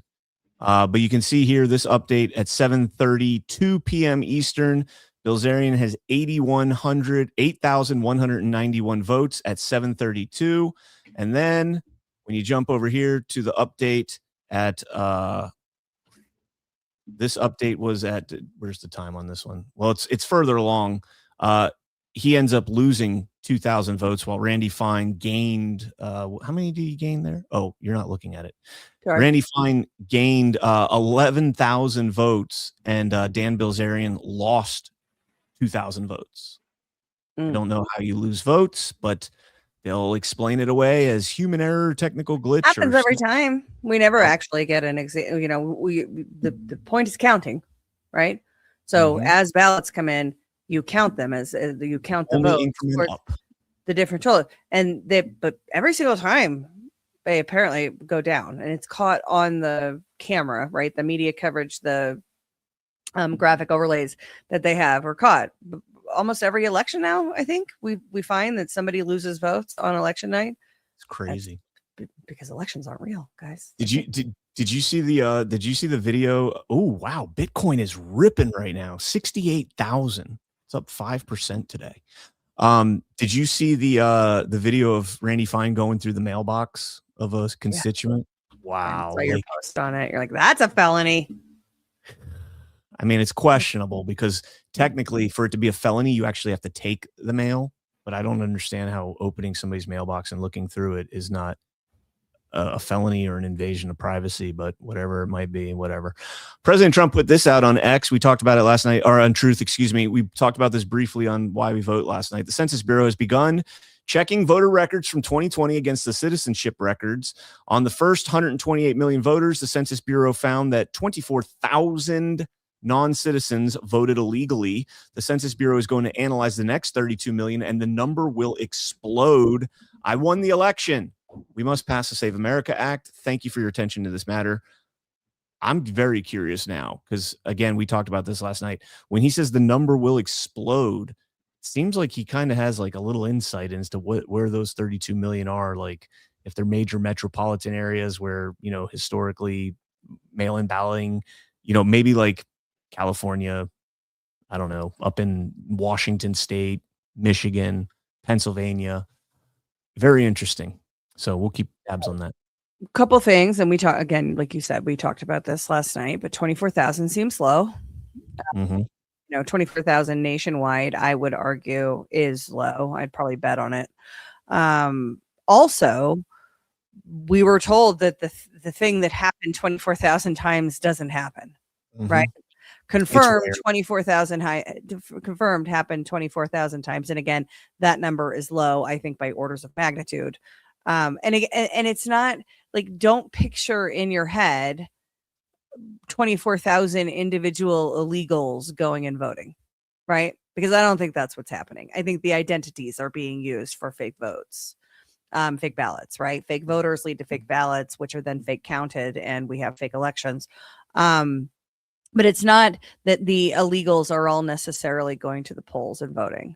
I don't think that that's how the lion's share of these ineligible votes get in there. I think they get registered, their identities get created, and then their identities get used, and then their identities after the election get purged and manipulated. And we've seen that over and over again. So happy that this story came out. Elections are still fake, but as we've been told that non-citizens don't vote, because they're all super honorable and they're just here for a better life, even though they broke the law to come into the country and evade detection while they're in the country. As soon as they get here, they get a bunch of leftists that will circle around them and snuggle them and tell them it's fine because of all of the fraud that happens through non-citizens being in our country, including as it pertains to elections. So I think it's great that President Trump is shining a spotlight on this again. I think 24,000 is low.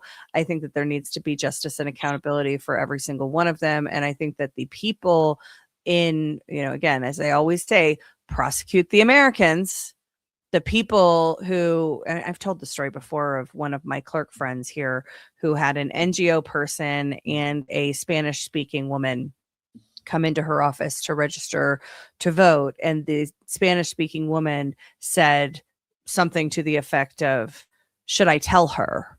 And the clerk was like, tell me what? What do you want to tell me? She wasn't a citizen, and the NGO person was attempting to register her to vote, and the non-citizen was honest and felt uncomfortable and voiced concern in the office. The way I remember the story, the NGO person was pissed when that happened. But that's prosecute the Americans. Prosecute the Americans on all of these fronts, on the entire election, fake election domain. Identify, isolate, and prosecute the Americans. We can deal with the foreign influence stuff. We can deal with the foreign nations later. It's not the leading priority, in my opinion. If you keep these Americans in place, you don't prosecute them, there's no repercussions for what they've done. It will continue to happen again. They'll just wait the Trump administration out, and we'll be worse off next time around than we are now. Prosecute the Americans. Yeah. So we don't know where those numbers that President Trump shares, we don't know where those numbers come from necessarily. I'm with you that I don't think these are illegals that actually are showing, majority, overwhelmingly, they're not illegals that are showing up to vote. But when you put the illegals on there, on the voter rolls against their knowledge, or even with their knowledge, they know that it's illegal to vote. And so they're not going to vote, but they then leave themselves open to the possibility of voting. So of those 24,000 people, those are probably people that were registered knowing that they weren't illegal. That's not the big number, in my opinion. No. The big number, we got Sheriff Darleaf, Patty McMurray shared this out on X, talking about this. The big number is the people that are not knowingly registered to vote and don't know that they were registered to vote, because then they become almost like a pool from which you can pull from that is nobody's going to swim in. The people are not going to go swimming in it, so you can take whatever you want out of that pool and nobody's going to care. It's a beautiful Tuesday morning here in Berry County, Michigan. I'm Sheriff Darleaf. An employee of the Michigan Secretary of State's office reported to me that non-citizens are automatically registered to vote when they change their address. The confidential informant provided evidence that the customer and automotive record system is programmed to congratulate and inform non-citizens that they are registered to vote. When the confidential informant provided proof to her supervisor that non-citizens are automatically registered to vote, the supervisor stated that the county clerk would identify the non-citizenship status. Unfortunately, ladies and gentlemen, this is not true.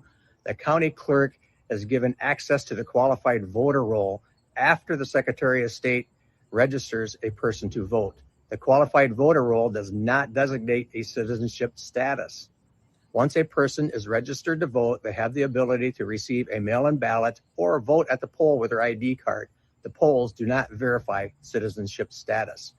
My office has referred this matter for investigation to the United States Department of Justice of conspiracy to violate 18 USC 611 and place non-citizens on the qualified voter roll. All right, we can land that there. You get the gist of it. So, and this is something prosecute the Americans. Yep, exactly. This is something Ash and I have said for a very, very long time. We got confirmation of it with what we discovered in what they discovered in New Jersey, or not what they discovered, what they disclosed. I shouldn't say discovered because I think they've known about it all along. But what they disclosed in New Jersey with 6,600 illegals being registered to vote in just a 1-year period. And all of this, guys, this is the big news. This is the big news on the election front. The 2026 is going to be perfectly safe because we are sending election monitors. We began our election security work almost as soon as I was sworn in last April. This is an ongoing duty and obligation. And by the way, it is no different than in Democrat administrations. In and out since 1957, the United States Department of Justice Civil Rights Division has sent monitors to election hotspots, polling places, to increase voter confidence, to troubleshoot problems. And we are doing that now. We just did it in the primary. We're going to do it to the tune of approximately 1,000 election monitors in the November election, and this is just something that DOJ does. Where Nothing different about it. specifically? Well, we are still formulating our final list, but the places where there may be language issues, the places where there may have been access of disability rights issues, places where there may be voter fraud issues that we've seen. We've had some prosecutions. I think you've seen some of those. There'll be some prosecutions in the pipeline of people who voted illegally, who should not have. And we see a problem, frankly, with some election officials refusing to clean up their voter rolls and knowingly allowing non-citizens, for example, to stay on the voter rolls. This is a federal. How is an election monitor gonna? A monitor's not going to catch anything. It's not going to catch any. It's not going to catch any of those problems. Maybe civil rights, preventing lawful voters from voting, you might be able to catch that. But this is like trying to catch credit card fraud by staring at a credit card. Exactly. And I'm not hating on it. I think federal election monitors are good. I think that it's here in Colorado, they would freak all the way out. I hope they decide to send election monitors to Colorado just so I can watch Phil Weiser freak out and file his 79th lawsuit or whatever. But you're not going to catch the problem. Now, my hope, and I think it's well founded, is that by November, the technology monitoring capabilities will also be in place.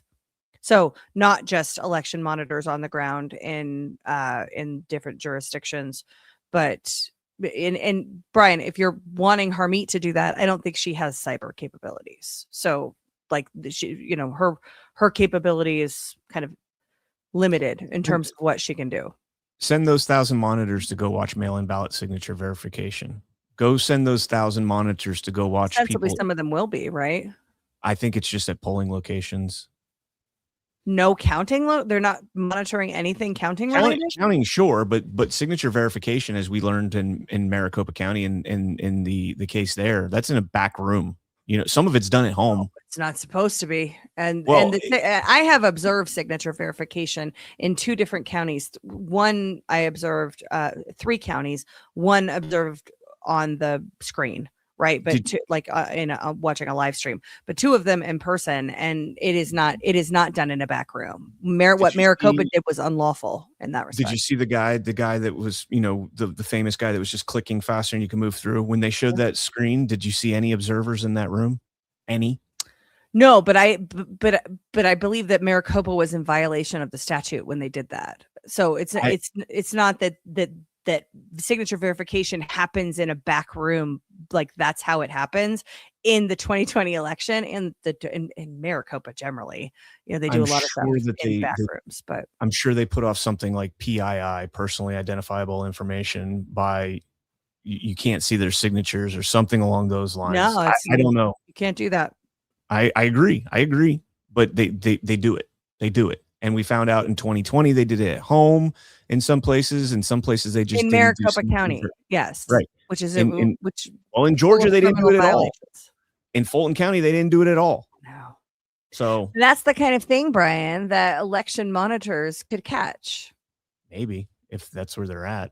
Like, where is it happening? Where can I observe signature verification? Oh, we're not doing that. Then you have civil DOJ civil rights with cause to take action. And that's something better than we had before. I'm not holding my breath about it. I'm more optimistic about the cyber capabilities of the federal government being in place and applied to elections, monitoring elections in that way, because that's the way that you catch systemic election fraud, is through cyber monitoring, not through watching the credit card.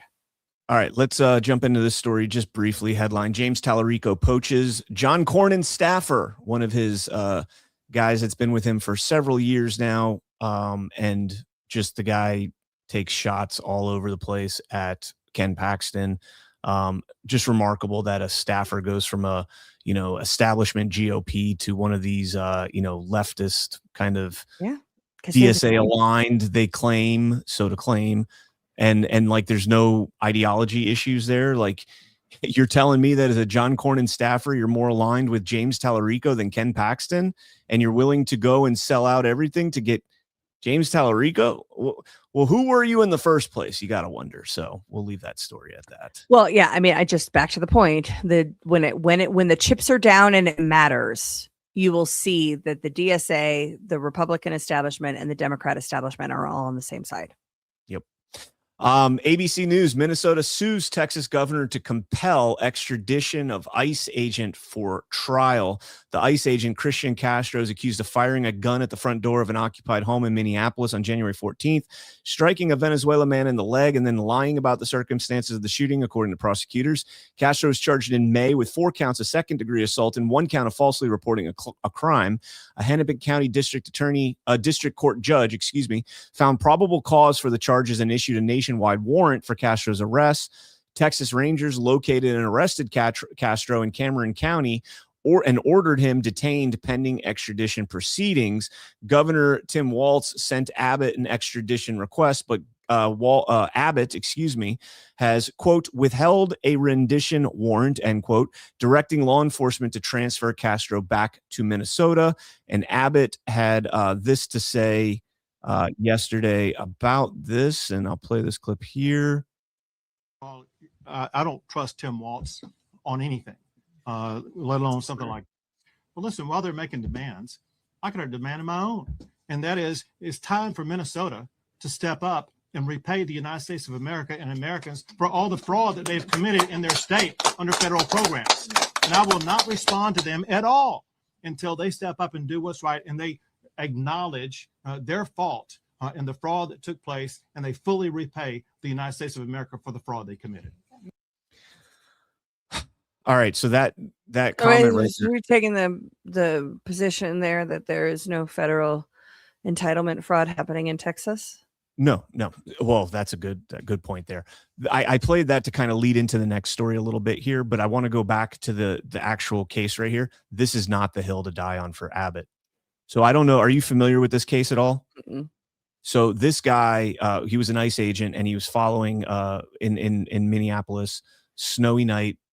He says that he was going to knock on the door of this Tren de Aragua guy, and when he approached the house, somebody in the front yard took a snow shovel and swung it at him and tried to hit him with it, and then another guy was attacking with a broom, and so he shot the guy in the leg. Then camera footage emerged, and as the ICE agent approached, both the people in the front yard went inside the house. The guy went up to the door and shot through the door and hit the guy in the leg, and the bullet lodged in the room of a child that was sleeping in that house. This is not the hill to die on. Yeah, I mean, I still don't think, extraditing someone to Minnesota is a great idea, but that's a crazy case. It should be prosecuted. That's what I'm saying. Like, you can make your arguments about whether or not to extradite him, but like, this is the one. This is going to inflame the whole, get ICE out, F ICE, whatever. This is going to inflame all that crowd, because this is a case that's pretty clear cut. When that video came out showing that the guy was standing outside by himself he wasn't even like up on the door, like he heard something. He was like 10 feet back and shot through the door and hit the guy in the, like, that's just crazy. So, but I do. Is there any stop, don't go inside, you're under arrest? It's from far away, so there's no audio on it. We don't have the audio. I mean, you still can't you can't indiscriminately shoot through a door. Do we know if the guy inside the house was pointing a gun at him through the doorway? And it was a wood door, from what I understand. You can't see through the door. It's not like you could see through it. I thought you said he shot through the door. He did shoot through the door. Oh, like through a closed door? Yeah, the door was closed. Oh, I thought you meant like he shot through the doorway. No, the door was closed. Yeah, that's rough. He indiscriminately shot at a closed door, hit the guy in the leg, and ended up landing in a kid's bedroom. So again, this is not the hill for Abbott to die on, but he's like doubling down on this, and that's stupid. Now, to the point about the fraud in Minnesota, check this story out. I think we're going to get a big reveal on this story. CBS News, former Anoka, I think that's how you say it, Anoka County Assistant Attorney, 3 others charged with running disturbing sex trafficking. The former Anoka County Assistant Attorney, Andrea Sampson, was running a sprawling sex trafficking scheme over the course of several years, 4 were charged with 13 counts of prompting prostitution of an individual and receiving profits. Prosecutors allege 57-year-old Frank Reeves ran the operation with the assistance of Sampson. The group recruited women and posted commercial sex advertisements on a website that they owned, and then collected money from the victims posted online. Sampson was responsible for creating and maintaining shell companies through which to launder the money, the charges say. Well, guess what those shell companies were? Marvin Steele, who previously worked for Sampson, said he noticed strange behavior at his job with home felt assisted living. Quote, it was mostly communication through text messages. She only came to pick up the clients and take them to the appointment. That's the only time you'll see her, really, Steele said. It was known one of the clients does occasionally go and get a prostitute every now and then. He was using the Somali fraud, right? The daycare, the assisted living, the hospice care, and all of that stuff. I think we're going to find this out. Not only was she using that to launder money through, for the prostitution ring, I'll bet you she was getting subsidies for it too. Yeah. I think that's going to be an interesting case to see how that plays out. And if they uncover the fraud ring expanding into and maybe that's why. That's the first case that shows why government officials in Minnesota have been covering this up, because they're all getting a cut from it. Yeah, man. I mean, I think that, if we should all be able to agree on something, it's that we need to prevent the whores from stealing our money. And that's whether they're in a prostitution ring or in the seat of Congress or legislature in some state. Yep. And I do want to say, when I say all the officials in Minnesota, only a Sith deals in absolutes. Also, all of the ones that are covered for it are complicit in it, I should say. So let me clarify that. We're going to go through these stories real quick because I do want to get to this last story because it's fantastic. All TPS terminations are now in effect. The last one was the one against Ethiopians, and the judge has lifted that. So let's go. Deport them all. Yes. The appeals court rules that Nevada's top federal prosecutor illegally holds office over lack of a Senate confirmation. This is talking about Sigal Chada, who was put there temporarily until they could get this guy Kalesis through that was nominated a while later. But she's been sitting there since April 1st, 2025. They removed her, saying that, her time ran through. Pam Bondi went back and tried to install her as the acting assistant attorney, and since there's no U.S. attorney, she would take the duties of the acting U.S. attorney, and the judges in the Ninth Circuit said, no, you can't do that. They did allow her to stay in the role until they can appeal to the Supreme Court. Also, like you and I talked about last week with the Marsha Blackburn clip, why is it almost the midterms and we still don't have a U.S. attorney in place in Nevada? In Nevada, yes. And I think the underlying legal issue on this was that they said that the attorney general couldn't name a first assistant, right? Because that was effectively what they tried to do, was name her to be the assistant so she could assume the acting role, because it says the role goes to the first assistant or whatever. And, I mean, this is so ridiculous in terms of courts nickel and diming and, over the shoulder confirming everything, having to approve everything that the executive branch is doing. I don't think that that's the design. I think that that is more proof of institutional capture. But that person that's in there as the acting attorney general, I don't know if it was you or Ghost that put out kind of a collection of her tweets, specifically her tweets about glassing Gaza and, Palestinians not existing and all of this kind of stuff. So you've got there's an ideology happening with that person as well. Yeah. So, Jackie Rosen said that, thank God she's grossly unqualified. Thank God she's out. She's a Democrat from out there. And I just thought it was epic to have a Democrat saying that a woman of color is unqualified for a position and praising God that she's been removed. Yeah, that's fantastic.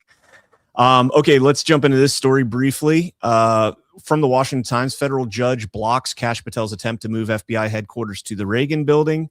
It says that Judge Theodore Chuang sided with the Maryland and Prince George County, and they'd been leading the fight to move the future headquarters site until Kash Patel decided to keep it in the district. Judge Chuang said the order restores the plans to build it in Greenbelt, just over the Maryland DC line. Congress has yet to give the final approval to that location.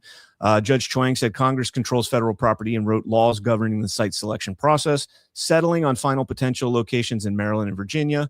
Mr. Patel's attempt to stay inside Washington broke those laws. The Maryland Attorney General is celebrating it, saying that by blocking the Trump administration's unlawful attempt to move the FBI to the Reagan building and divert the funds Congress has set aside for this project, the court has cleared the path back to Greenbelt. My two big takeaways from this is they're celebrating spending more money to build an entire new facility rather than using an existing building and re-outfitting that, first and foremost. But second, this is where Badlands Book Club comes in. Damn you, Kash Patel. You said in Government Gangsters the FBI should be moved to the middle of fucking nowhere. And now you're just like, nah, you know what? Let's keep it in DC. Extremely disappointed in that.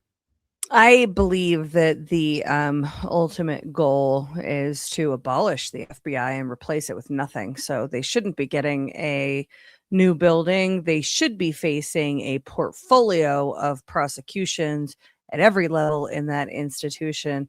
I'm still holding out hope for Kash Patel running a long game here, because we have seen, hear me out.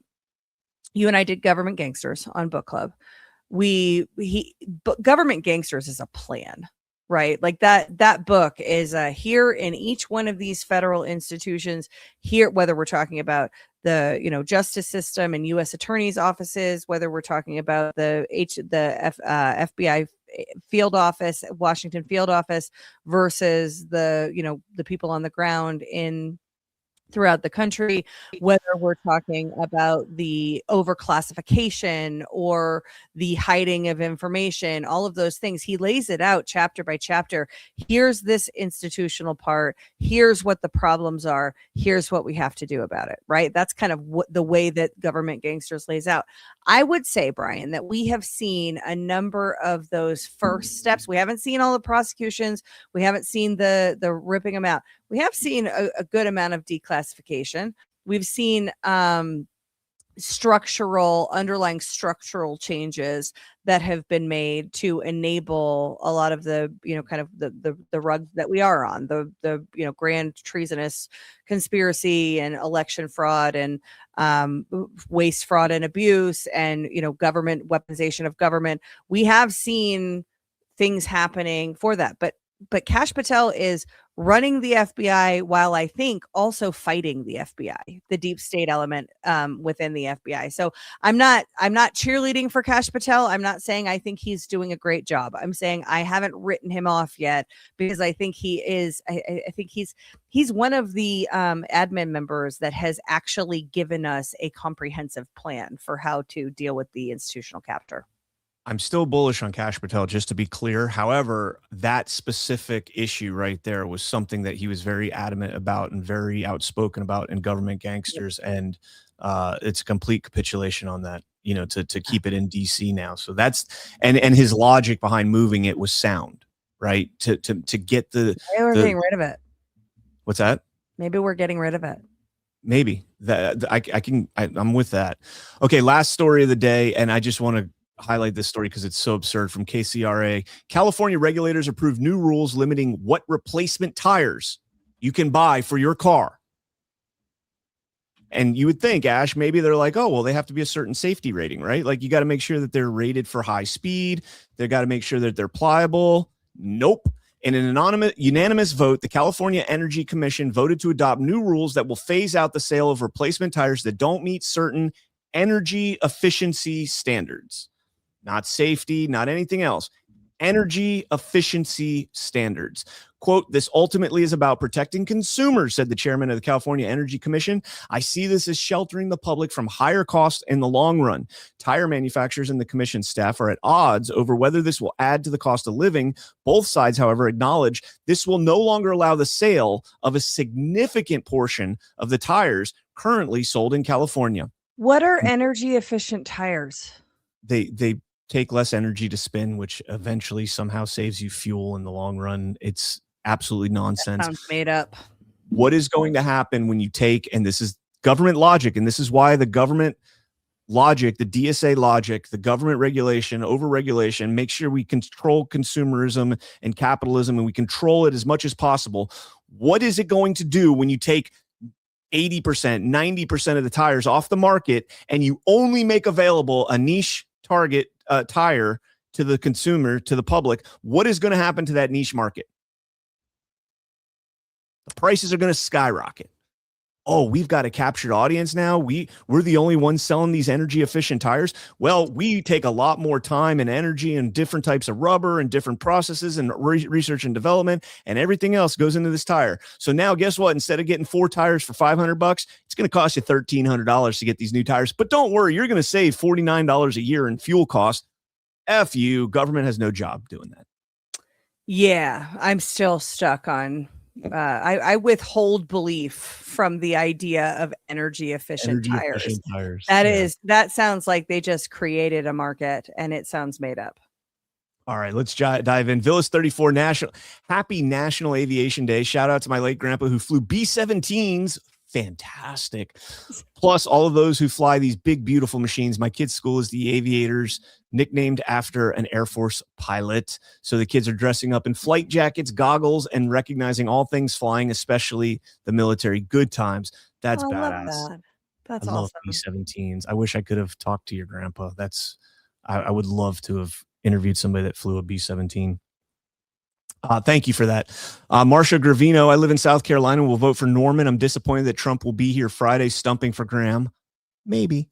I wouldn't be surprised if he cancels that, guys. Amber 1962. Brian and Ash, I'm in Lakeland. I had to take an oath before I voted stating I'm eligible to vote and that voter fraud is a crime. So I guess elections are now safe and secure. Who would lie, right? LOL. I agree with you. She continues. Unfortunately, yeah. What's that? She continues that in the next one. Oh, everyone Ash, had to read it. Yeah. Good. Everyone had to read it before we got the ballot. I also sarcastically read it out loud. Now I'm wondering, because I was like, that's weird that you have to swear an oath before you get your ballot. But I'm wondering now, Amber, is this something that's written on? Like because I always vote in person, right? So you go in, show your ID, then you walk over to the next station. They check all your information. They make you check all your information. They check your ID again. You have to sign your, initial, the different areas on there. I'm wondering if somewhere on that, in that paper process, if there's something like this, what she's describing. I am going to look for that in November and see if there is an oath type statement in my voting process. And if so, I will also sarcastically read it out loud. This time around in the primary, I was so hot because my precinct was closed and I had to drive across town, which wasn't that big of a deal, but I was really annoyed by it, mainly because they closed the precinct without telling anybody. So I didn't even pay attention to that, but I will check and see, and I will follow your lead, Amber, if that's a thing. All right, Patrick J17, CannCon. I have lived in Nevada for 32 years. I used to play chess with an English professor. You were pronouncing Nevada wrong. I did it for years too. Keyword is were, back when I say it like Nevada, but it is Nevada. That is correct. It is a Spanish word. You just said it your way. You still said Nevada when you just held your nose and said it. Yeah, you didn't do that the first time. Somebody clip it. Somebody clip that. It still sounds more like your way. So it is the what way it is. you pronounce the name of the state is Nevada. You're just committed to being wrong. Definitely say it correct. My don't. state was here before all of your states. So both Nevada and Colorado. Landmass and indigenous peoples. I'm not sure if you can make that. Nevadans are like Nevadans. That's how we say it. Nevadans are like we say Nevadans. it. That's how we say it. Well, we named your state, so F off. We literally named your state, ratified it in the Constitution illegally. You are an illegal state, so you're in an illegitimate state to begin with. So we will ridicule Nevada. I'm just kidding. I love Nevada. He's using the word we inappropriately because I will not ridicule Nevadans for saying the name of their state correctly. I will ridicule Brian for being so committed to being wrong, though. Is it Las Vegas or Las Vegas? What? Is it Las Vegas or is it Las Vegas? It's Las Vegas. Nevada or Nevada? It's Nevada. Las Vegas or Las Vegas? It's 'Cause Nevada. It's a Spanish word, and there is no sound in Spanish. Like it's Spanish. There's no sound in Spanish. No matter how much you want to say it. All right, guys. Thank you all so much for tuning in. Smash that thumbs up. In the name. Smash that thumbs up. Share the show out. If we see it shared, I will repost it. We need help because we did. I don't know if just real quick, we don't get highlighted on Rumble anymore. They don't love us Maggravator anymore. said you're retarded, by the way. Whatever. Did you see the title to Steven Crowder's show today? The right is eating itself alive. And they're all laughing at us. No, we're laughing at you guys. But yeah, you're right. The right is eating itself alive. And let it. The right doesn't exist. Let it continue. All right. There you go. Today's Wednesday, so stay tuned. You got Daily Herald coming up in an hour, followed by you've got Space Revolution, you've got Shipwreck, and then you've got DPH coming up tonight. See you guys later. Bye, guys.